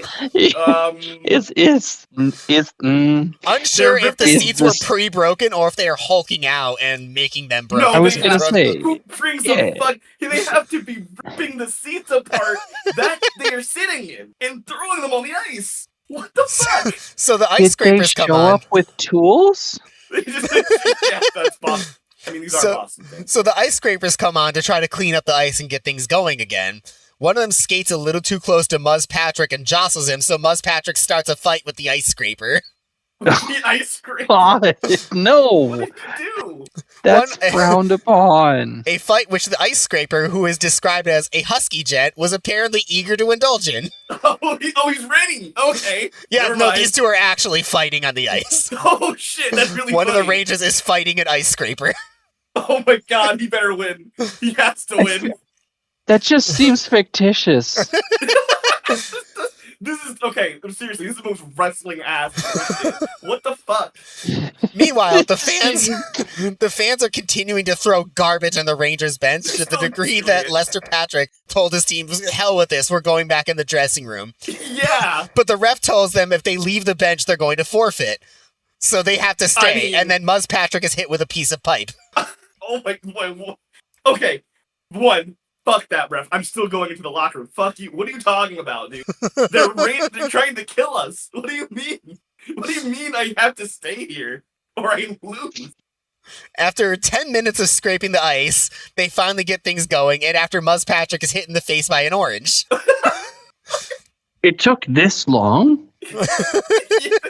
Someone finally found the orange. Ah, there it is. Ah. Well, they They already either got him with found it pipe. or left. the orange was the last straw. That was Apparently. was it an orange slice or was it just like a whole ass orange? I think it was just a whole ass orange. That's so funny, dude. Despite the abuse, the Rangers somehow won the game 2-1 in overtime, and Lester Patrick complimented his team's adversity after the game. To illustrate his point, he displayed a 1-inch, 2-ounce piece of lead that had been thrown at the bench. Someone just had lead. It's just a piece of lead. It's just a piece of lead that they had in their pocket. Someone just brought and chucked a piece of lead. I mean, it was going more on? casual back then, but like, What do you? still no. Casual and what? This guy's packing heat, and it's just a piece of lead. It's just he's got some lead. What do you need that for? Like, God. Boston avoided a reverse sweep and won Game 7 on the way to Eddie and the Bruins' second Stanley Cup, beating Toronto 4-1. Eddie was starting to have issues with management, though, related to his desires to do his own management. He'd been talking with the Bruins since February about his interest in Springfield, and they were not receptive. And the whole thing had just pissed him off and really soured things in his mouth. His plan was after winning, he was just going to get dressed and go back to his farm. But there was a full 15 minutes of "We Want Shore" chants, and Eddie had no choice but to come out and salute the crowd. Yeah. He came out 5th in voting and MVP voting, and Art Ross announced his retirement from coaching again, intending to stay on as manager. Let's go. But the Bruins fuck out. fans came to fear another departure on May 25th when Eddie Shore emerged as a likely owner of the Springfield Indians. Nobody's sure if this means that he intends to retire or switch teams, or even if he can switch teams, but the Bruins don't want to lose him, so in June they just ban him from playing for Springfield. Well, There's don't do that because you're telling him no. yeah, fair. The bankrupt Springfield Indians That's their official name. As bankrupt Springfield Indians. are Hold on. owned or managed Yeah. by a legend of the NHL. Oh, How much money of your ludicrous paycheck do you need to pay into the bankrupt Springfield Indians to make them not bankrupt? Yeah, well, if you just, I don't know, make people spend money to get in instead of just let them walk in. Yeah, that's the first step. Well, what if No, we that's make them crazy. buy tickets? That's crazy. You can't The do first that. thing is maybe, ticket sales might help a little. I mean, if Eddie is hosting the bouncer training, yeah, everybody's about to gonna say, pay. You're gonna threaten everybody who walks by the arena to have to go inside and watch my This is how hockey you team. do some thug shit. Yeah, watch this. There's talk that Art Ross and the NHL itself are going to try to help Detroit buy the Springfield Indians as a farm team so that Eddie cannot buy them. It gets to the Okay. point Fucking where Art Ross is back. No, he left. Dude, Go yeah. away. Art Ross Yeah, is man. trying to help a different team buy a farm Oh my team so that God. Eddie can't leave. This is ridiculous. He's just such We a need to dick. burn this dude's trophy. Yeah, like, fuck this guy, man. Now he's just being a dick. It, Like, this it gets to the point where Eddie threatens to retire from playing altogether if he does not get leeway to manage his purchase. So Fair the enough. two sides do reach a compromise. Eddie buys the Springfield Indians, and it's agreed that he will have until December 15th to just deal with the Indians, at which point he will play all Boston home games and all playoff games. And when the team is on the road, he will be back in Springfield managing that team. I can see that that's gonna probably be a problem already, because that's It's a That's weird that's arrangement. yeah. All right, let's see what happens. I guess. The agreement is that after that next season, Eddie's a free agent and he can do whatever he wants. All right, then you just leave. Okay, that's fair. Business concluded, he goes back to his ranch, but this time on the way, he's scouting players the whole way.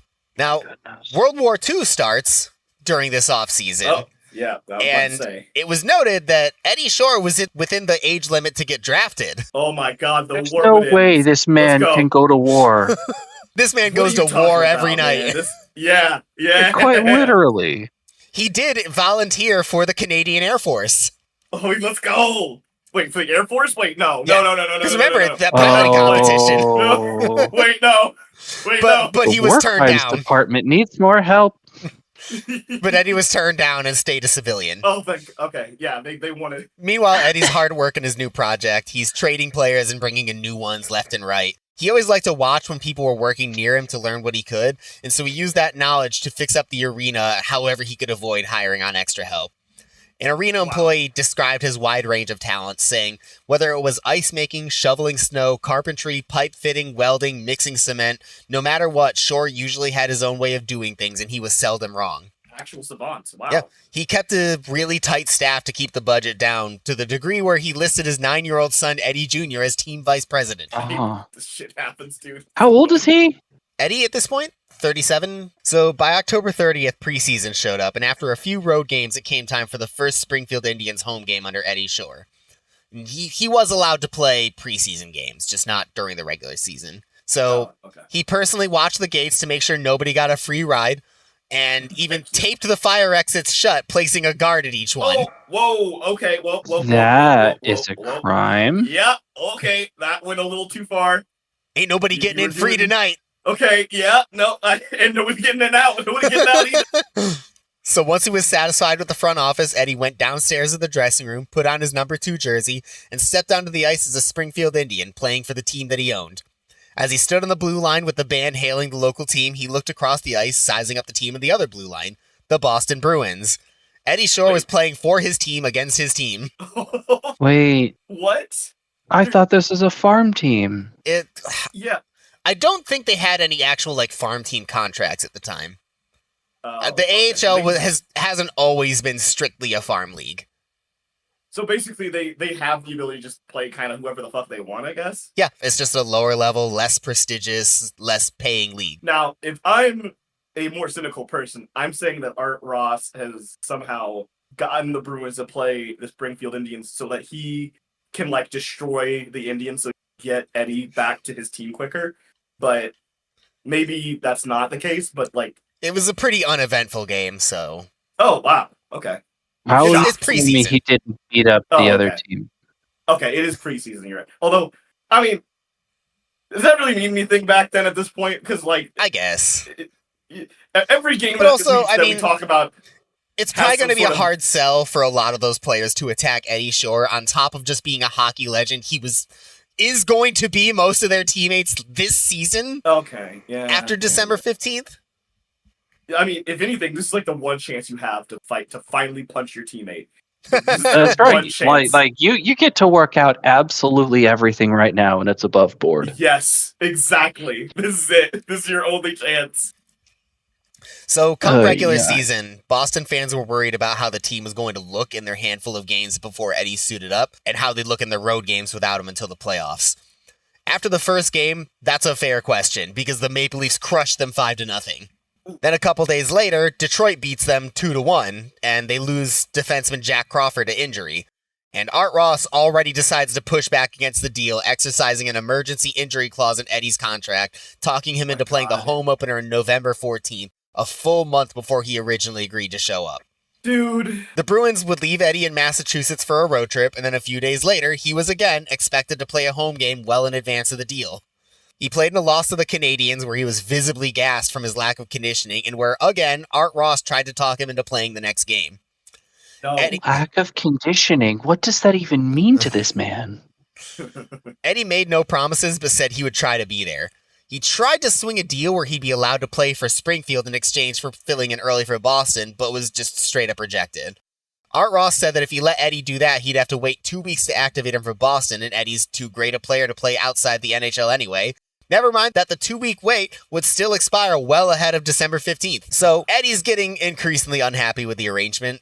Fair enough. He wasn't supposed to play for Boston until December 15th, but he's been playing for them from the first home game. He feels that he's been a bad hockey player and manager because of splitting time. He didn't skate in between his past 2 games. He didn't unpack his equipment bag since the last time he arrived in Springfield. Fans in Springfield want him to be there. He's the new owner.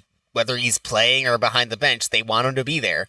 And everyone can see that he's upset, and they're wondering if he's played his last game for Boston. He does jump in when Boston players Flash Hollett has his son pass away. Eddie offered his services to the team and his condolences to Hollett, and played the next home game against the Americans. And then a couple of days before he is finally contractually obligated to play for Boston, Eddie's jersey was laid over his bench in the locker room, ready to receive the biggest name in Boston sports.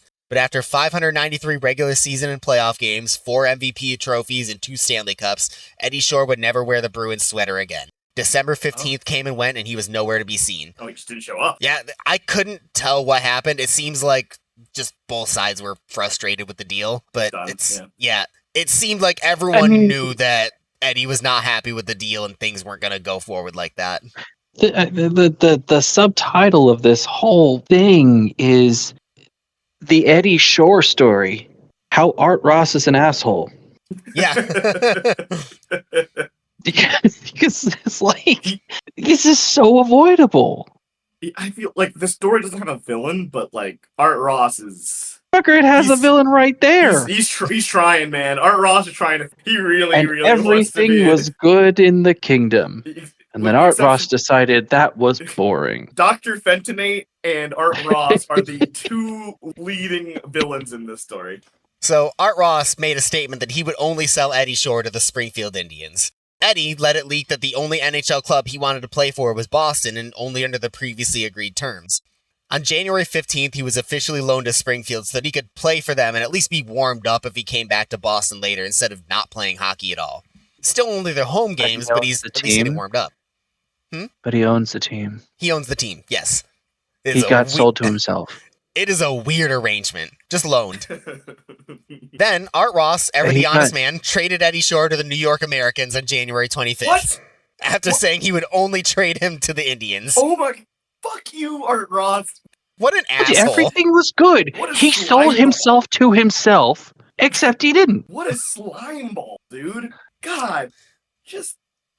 Eddie was absolutely devastated at being traded from Boston.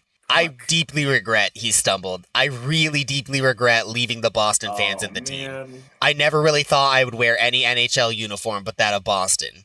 Another quote, he said, "Tell the hockey fans of Boston that I appreciate what they've done for me over the years. Tell them strong. Manager of the Americans, Red Dutton, though, was thrilled with his new acquisition. Okay, of course.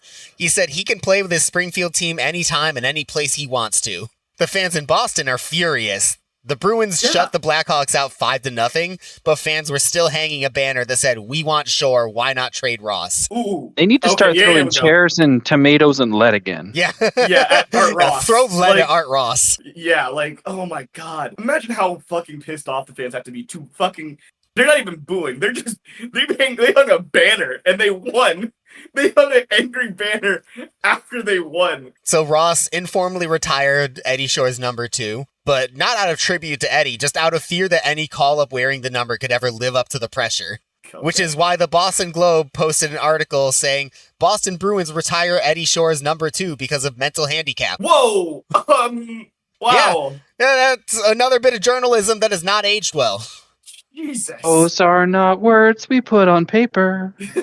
Jesus Christ, guys. Everyone is so mad at Art Ross. Oh my god. Tired as Eddie was before and as relieved as it made him to get his freedom, getting his wishes only increased his schedule. From Eddie's trade on January 25th to the end of the regular season on March 15th, Eddie would play 25 games road and away and travel for both Indians and Americans games, do radio interviews, scout players, meet investors, and teach a youth hockey school every Saturday morning. That's not sustainable. A friend of Eddie Jr., who is going by Ted now, recalled how busy Ed Sr. was. Quote, "When I would see Eddie Sr., it was usually at dinner time, and oftentimes the Shore would invite me to the hockey games in West Springfield. Eddie Sr. used to drive 100 miles an hour. I will never forget that." What? This motherfucker better be driving a Duesenberg.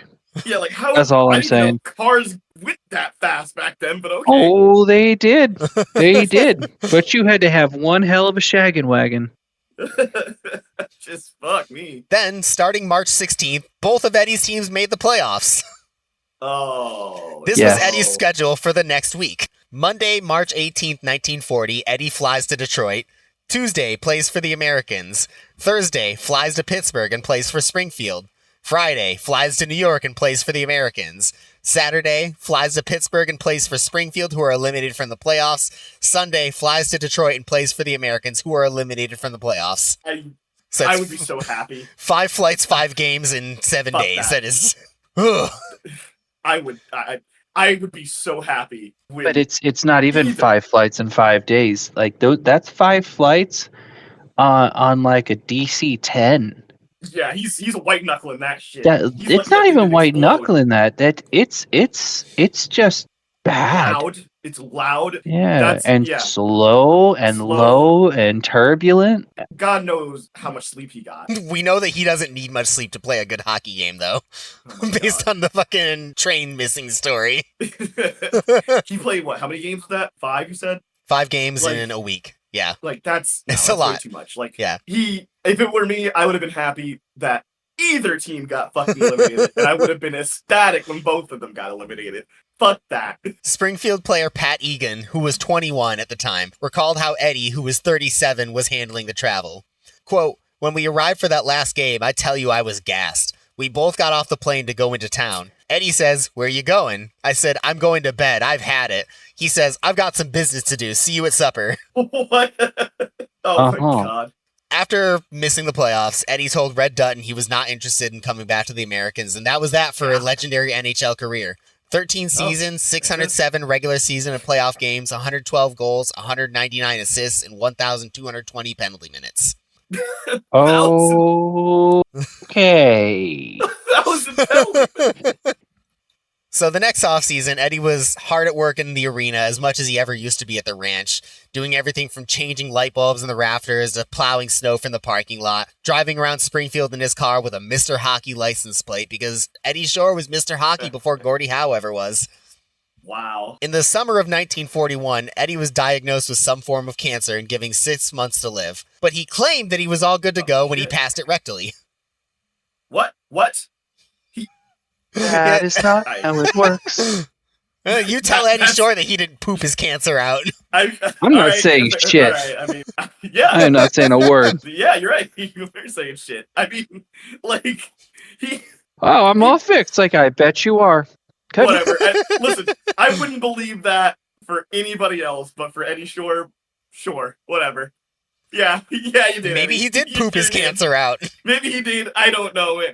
Listen, it clearly, again, the level of medical care back then was suspect. So, why not? Who's to say that Eddie Shore is any more wrong than any of these doctors he's seen? In a couple of cases, he was more right. Yeah, he's the one who said that you stitched my ear on wrong. Yeah. So, hey. So he was slowing down on the ice. He was still allowed to play for Springfield. He was just not playing in the NHL anymore. And to the end, people remember why he was called Old Blood and Guts. On January 18th, 1942, the Indians played the Eagles in New Haven. Just 3 minutes into the game, Eagles player Freddie Thurier had already had it with referee Eddie Kuntz and started shoving him. I'm holding back. I'm going to hold back. It's whatever. It's fine. Somehow, when the referee threw someone out of the game, it instead wound up being Thurier's teammate, Peanuts O'Flaherty. What? No, I'm not. No, what the fuck are you talking about? What? Fuck you. No. What did you say? What, Peanuts O'Flaherty? At the beginning of this game, they thought it'd be funny to hire a circus clown. That's not a person. That's not real. Peanuts O'Flaherty was tossed from the game in principle. That is not a player. That is all right. So is that I hope that's a nickname. Peanuts is a nickname. I don't remember what his real first name was. It was boring, so I didn't keep it. Yeah, I guess. So you want to go by Peanuts? Yeah, I'm gonna go by Peanuts. Fuck. Spoiler: Peanuts isn't the story very long. I didn't want to deal with it. Good. So Freddie Thurier shoved the ref, and instead the ref sent Peanuts O'Flaherty to the penalty box. And so Eddie immediately just starts bursting out laughing on the ice. Yes, he finally had to react to everyone else. Thank you. So as the ref goes to drop the puck, for whatever reason, I tried and could not find any reason for this, Eddie just slaps the puck out of the ref's hands when he goes to drop the face-off. What? I have no idea why he did this. He just skated over and slapped the puck out of the ref's hand. That's fantastic. You petty bitch. I love that. So the ref gives him a 10-minute major to think about it. Eddie hears the announcement and starts chasing the ref and shoving him. No. Hold on. This is what we get our 10-minute major for? This. For slapping the puck, yeah. For playing slap puck. Get out of here. We all know that it is equally as bad as fighting and refusing to stop. Yeah, that's right. I just like the idea that he's just chasing around really slowly, like, I'm gonna get So, a linesman does manage to calm Eddie down, but allegedly, after the game, he found some inspiration from his old teammate Billy Coutu and paid the ref a visit in his dressing room. Oh, that's fucking frightening. Unfortunately for Eddie, the president of the AHL was there when this happened. And he banned Eddie indefinitely from participating in his team as a player or manager. Oh my god, for puck slapping? No, for visiting the ref and beating him up in the dressing room after the game. Okay, so it's taken a decade, but we did get there. Yes. Someone that is glacial progress, but yeah. Yes, but it is progress. Yeah. We've realized that we shouldn't go hunt people down. Good job, fellas. Nice job. So people are starting to wonder if Eddie's ever going to play in the AHL again, and this is when the U.S. enters World War II, and they commandeer his arena for use as a textile manufactory. So the Springfield Indians are forced to suspend operations. Without a team to play for, Eddie decides to hang up his skates, and in his playing career, I'm going to give the viewer a little bit of time to guess how many stitches Eddie Shore received in his career. The answer is 974. Which wow, that's an unbelievable amount. That's so many stitches. Holy shit! I feel like that shouldn't be allowed. His skin must have been. Oh my god. A columnist Incredible looked over healing. this once, and he made a statement about how beat up Eddie's body was. Quote, I recall trying at one time to catalog his scars and fractures preparatory to having a news artist make a diagram. Oh, dog, Only there were so many conflicting scars where his skin had been torn many times in the same area that the idea was hopelessly involved. In a rough sum up, he had more stitches in his flesh than a tailor needs to make an overcoat. oh god. Dude, his skin must have looked like a fucking map. Oh my god. That is I don't like horrendous. that very much. Yeah. You know, your description does not give me good feelings. I'm stuck on his skin has been ripped open in the same place multiple times. He played one game to help out the ailing Buffalo Bisons that he managed for a friend for a season, but otherwise he just wasn't very involved in the sport throughout World War II.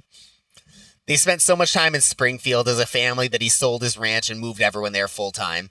The Army didn't give him back his arena for a while, so he moved the franchise to New Haven and had one of the worst years of his life. His wife, Kate, passed. New Haven had a horrible season going 14-38-10, and he lost a shitload of money there. He spent a lot more time with his son, Ted, as a result, teaching him everything he knew about running a team to try to bring the two a little closer. Make sure to sell tickets. Yeah. In the coming years, Eddie became something of a hockey mogul. He owned the Springfield Indians, he came to own the Fort Worth Rangers in the USHL, the Oakland Oaks in the PCHL, and the same league he owned a part of the San Diego team. He used this network to scout players across the country, and he was making them sign what was known as a C form. It would sign the player to Springfield for 1 year to play, but grant the club their rights in perpetuity. Brian Smith actually went to Europe to try to skirt the contract by playing over there, but Eddie somehow managed to rope him back and sign him to play for Springfield for another year.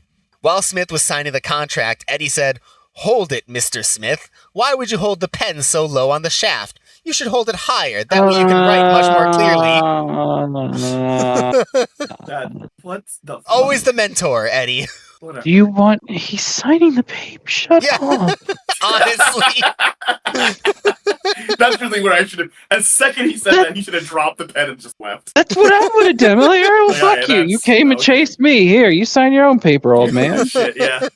In the case of Larry Mavety, he never even signed a C form. Allegedly, Eddie Shore forged his signature and sent it to the league, who filed it without verification.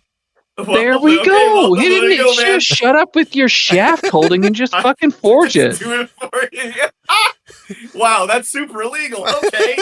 Mavety showed up in Port Huron, who he actually signed with, and they told him he couldn't play, to the point where he sued like every hockey league in an antitrust lawsuit. Like he sued pro hockey as an institution. As an institution, and he might win. He sued hockey. Yeah, it's just the word. Literally just sued hockey. The lawsuit got dropped. Okay. Eddie ended up selling the franchise that he was a part of, and that was how he got out of it, not from actually challenging the contract or anything. That's why. Okay. Eddie was always the mentor, taught a youth hockey camp, frequently visiting Boston Cubs practices to improve players, and so he always had opinions on how to improve his players, and he was very vocal about it.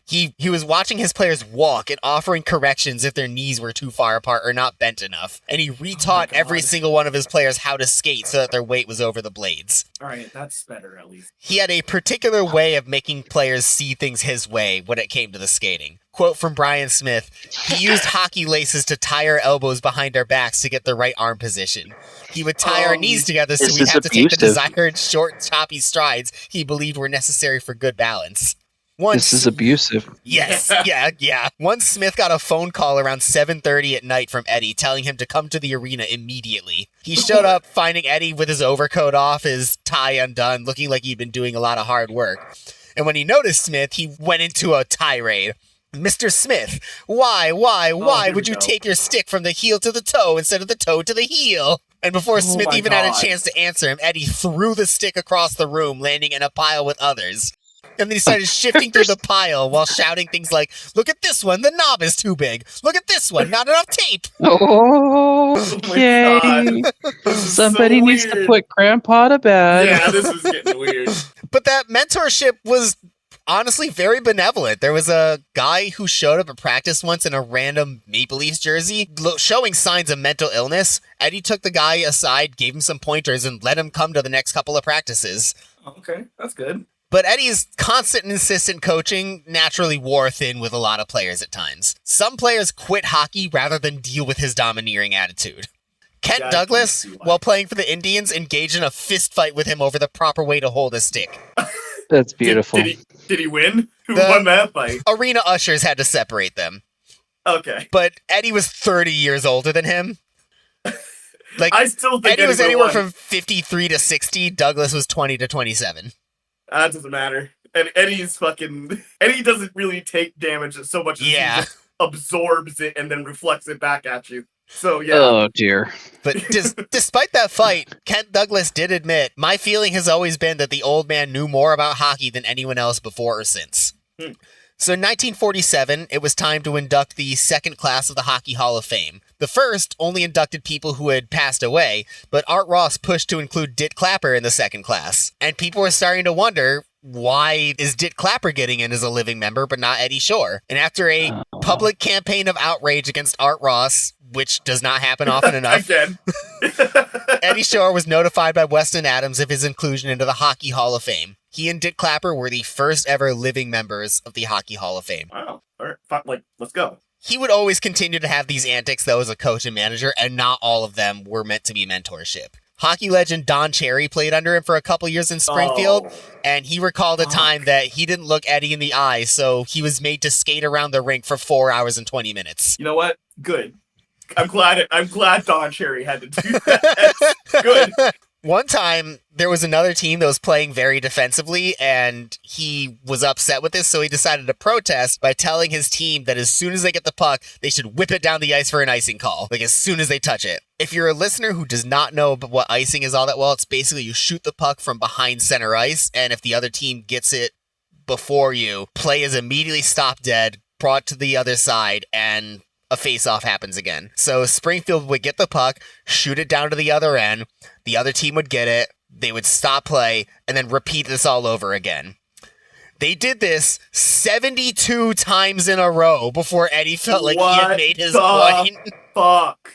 No, you do not allow this. 72 At least times. they listen. They good listeners. No.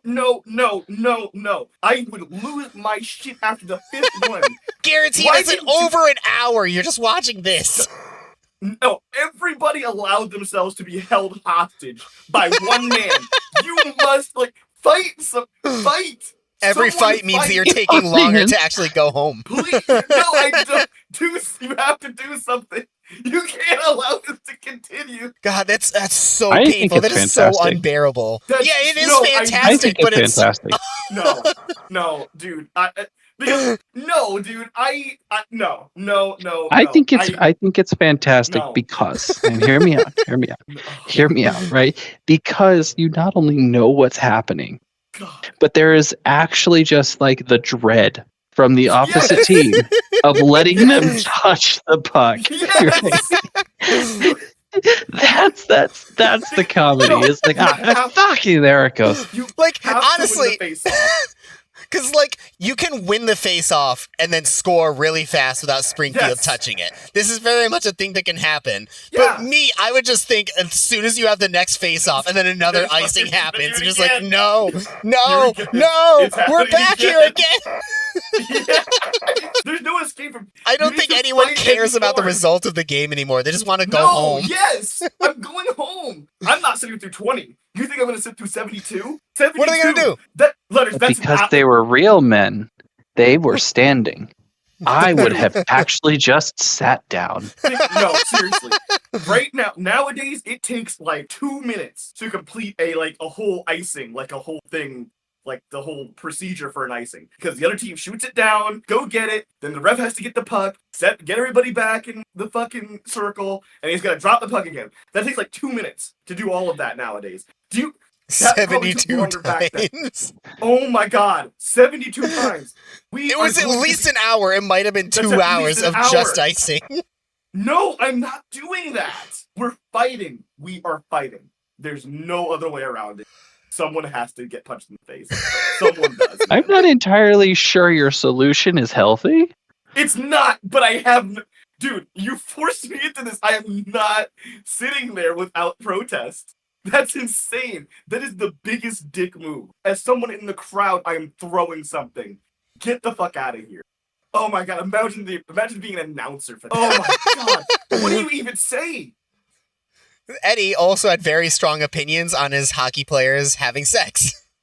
Jacques Caron's wife traveled from Toronto to watch him play, and he got in a big argument with Eddie when it was told that the two of them weren't allowed to spend the night together. They almost started throwing hands until arena ushers separated them. Oh my god. Which point the arena ushers almost got killed. Dude, this happens like quite a few times in sports where like coaches try to like police their players having sex because they think it's gonna make them slower, right? More tired the next morning. Already played a period between the sheets. But like every okay. single time, it is unpopular as fuck. It doesn't work. So like just don't.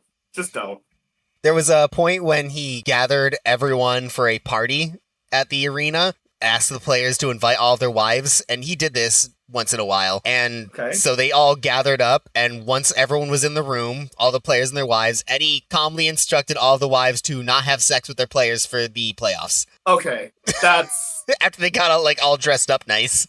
Wow. What a waste of time. Wow, that's so petty. So it's probably not a surprise that he's flaunting the rules constantly as a team owner. Once he locked the referees inside their dressing room because he didn't like their reffing. What is this again, wrestling? Another time he protested the officiating by pulling all of his players off the ice and daring the ref to play the game with only one team. Okay. If I'm the ref, I'm like, okay. And here we go. I'm like, all right. Oh, look at that, 1-0. Like, it's just fucking... And 2-0. Okay, like, hey man, it's your game. Like as much as running. Point of that. Like as much of a madman as he is as a player, he's a menace as an owner. He's worse as an owner. There was an occasion when there was a penalty being issued by the referees, and he earned his team an extra penalty by responding over the loudspeakers. Oh no penalties, you louse. You louse. Over the arena PA. How has he got access to that? He owns the arena. He owns it, yeah. I guess I was thinking he was actually like on the bench. No. No. No. He's just watching up in the stands. He just went over to the PA section. No, Howard Hughes needs a break, y'all. Come on. That is top tier heckling. If you take your own arena's PA to heckle around is amazing. And he got a penalty for it. Oh, no way. Wow. I wonder why. On February 9th, 1964, Old Blood and Guts showed that you could never take the fight out of the dog. After an on-ice disagreement led to Indians player Dave Amadio exchanging swings of the stick with Pittsburgh's Ian Cushionen, Eddie himself raced down to the ice, punched a cop that got in his way, and rushed onto the ice to get his hands on Cushionen before being restrained. Again? No! Punching cop. Why are we... In the episode, we have Random Dentist. Second episode, we got Punching Cops. Just punching cops for fun. But there's never a repercussion. It's always just for free. They just get to punch cops for free. I need the cop punching tally. What are we at? It's gotta be like at least 4. I think 3 or 4. He's just punching so many cops. I mean, in the Christmas brawl, he probably punched a few. He punched at least, yeah. We count that as one. Okay, one aren't those like actual individual felonies? Yeah. Yes. That's what I'm saying. He hasn't even gotten arrested. Not once. He committed forgery, and nothing happened. Oh my god. No, because whoever comes to get him is going to get punched. Yeah, okay. That's really kind of the explaining situation kind of thing going on. It's for the safety of the other inmates. Yeah. That's the He's truth. better off outside. So Eddie did have a heart of gold. He was known for always helping. He was always known for helping out his players and employees in times of need. He was paying for car repairs of his office employees. When player Doug McCurdy had his son land in the hospital, Eddie gave him thousands of dollars. Eddie issued a lot of fines, like disciplined his players. He always gave the fines back at the end of the season. Oh, okay. And there was one player who he was playing golf with who complimented his golf clubs, so Eddie just gave him the clubs. Wow. Okay. Okay. Pat Egan said he had a heart of gold, but I often wonder if he wanted to be liked. I don't think he wanted to so that people wouldn't take advantage of him, but no one was going to take advantage of Eddie. Yeah, yeah, that's not a worry. He was still always very cheap around the arena. The Springfield Arena was available to rent for high school teams at $15 an hour or $17 with the lights on. He made him pay for the lights. Is it inside? Yeah. It's an inside building. It's an inside building. Yeah, he made him pay for the lights. So what is the no lights version even get you? Yeah, it's Shelter.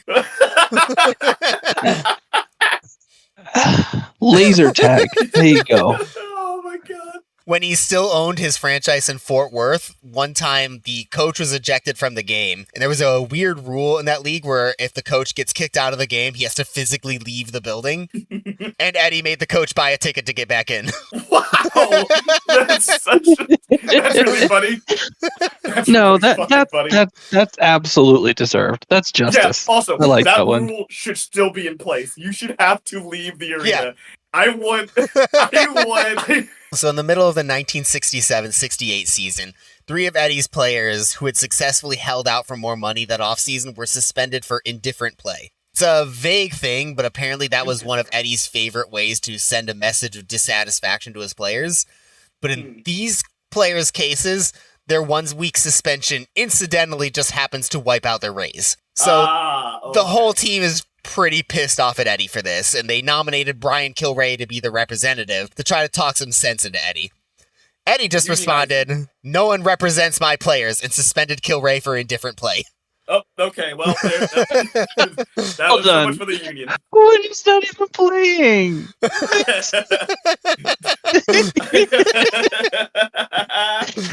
Oh my god. He suspended them for this. No, that's awesome. Even So the players mutinied. AHL salaries were going up, but not in Springfield because Eddie was penny pinching, and it just wasn't worth it at that salary anymore to endure his control-hungry regime. For his part, Eddie said most of his players were fine, but some of them were just trying to coast by. He insisted he was not concerned about a strike. Quote, "Let them. I'll bring in enough players to man 2 more clubs. We'll have a team here ready to face the Providence Reds Friday night." Ultimately, cabs. yeah, that's the plan. But ultimately, he doesn't have to do it. The players come back. And things are still pretty tense, though. In January, Coach Harry Padierney walked off the job when Eddie tried to tell him how to run practice for the last time. Padierney, quote, "I'm through. I've had it up to here. I should have left this job 5 weeks ago. He's not going to make a fool out of me. I just can't take this anymore. Let him run the club. I want no part of it." Eddie was a lot less perturbed than Padierney, saying, "Generally, a coach informs management either by word or letter of his intentions, but he didn't do either." What a troll. So Eddie takes over, immediately suspends 2 players. Oh my god. Different play. Different play. A couple days later, though, his family and physician urge him to retire from managing the team, and he turns the reins over to his son, Ted. All right.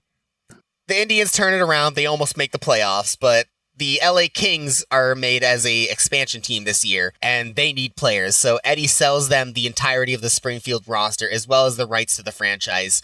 And Eddie Shore is out of hockey, or at least as much as a legend like him could be. So in 1974, Eddie attended the annual NHL meeting.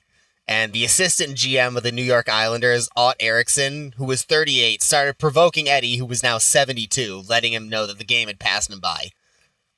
And Eddie tried to be a gentleman, but push came to shove. Erickson didn't see rage when it was an inch in front of his face, and he ate a 1-2 combo that sent him to the floor in front of the rest of league executives. That's so funny. And also, that's completely on you. I mean, you don't know who that is. You know what's going to happen. Yeah, honestly, like, why? What do you want to feel like a big man talking shit on an old man who's in the Hall of Fame? Yeah. And then, what do you have to gain from this? Then the old man knocks your stupid ass out. God. In front of everybody. In front of everyone. Good job, jackass. Like, great job, man. You look a real big man now. Got beat by a 72-year-old. 72-year-old man just knocked your ass out, dude. So, after a handful of strokes and heart attacks, Old Blood and Guts, the Edmonton Express, and the original Mr. Hockey passed away in his sleep on March 16, 1985 at 82 years of age. that is like 50 That's years pretty longer incredible. than I Yeah. thought Otherworldly he was gonna endurance. live. Yeah, no Unbelievable. kidding. How many And then in the end, he concussions? just got to sleep it off. Like, that's Yeah. fantastic. Seriously, he must have had at least 100 concussions. Oh, for Like- sure.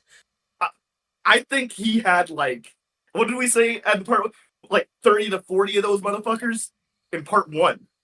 And But that probably more. seems like a low estimate. That's probably low, right? That was I'm sure there's conservative. like 10 different 50 or times 60. that he got knocked unconscious, and that I just said in the first episode. We- And I can say that there are many times throughout the research of this that I'm like, all right, yeah, you got knocked unconscious once. I don't need to. I don't need to include that. That's I not don't a. need to- That's no longer important at this point because we've been knocked. He gets knocked unconscious like every game. That's so wild, though, man. Well, That you can live such a hard beginning and still just, it'd be fine. yeah. Like, again, it sucks because I think every doctor in the world, every doctor involved with the brain would have loved to have seen his brain Oh, yeah. immediately Oh, after yeah. that, because I cannot imagine how that thing would have looked. Like, It probably got muscles and fists. yeah, no, it's also kind of, his brain has been fighting concussions somehow. It has been actually physically fighting. Hey everyone, Brandon here. Thank you so much for listening to my initial foray into the podcasting world with this 2-part series on the original Mr. Hockey, Eddie Shore. I put a lot of work into this, and the reception has honestly been way better than I ever could have expected, so thank you again so much for that. My primary source for this series was C. Michael Hyam's Eddie Shore and That Old Time Hockey, which was the source of pretty much all of the off-ice and early life anecdotes. The bulk of the info came from various newspapers on newspapers.com, primarily the Boston Globe, Montreal Star, Edmonton Journal, and the Springfield Daily Republican, among honestly too many others to count. Again, thank you so much for listening, and I hope to catch you next time.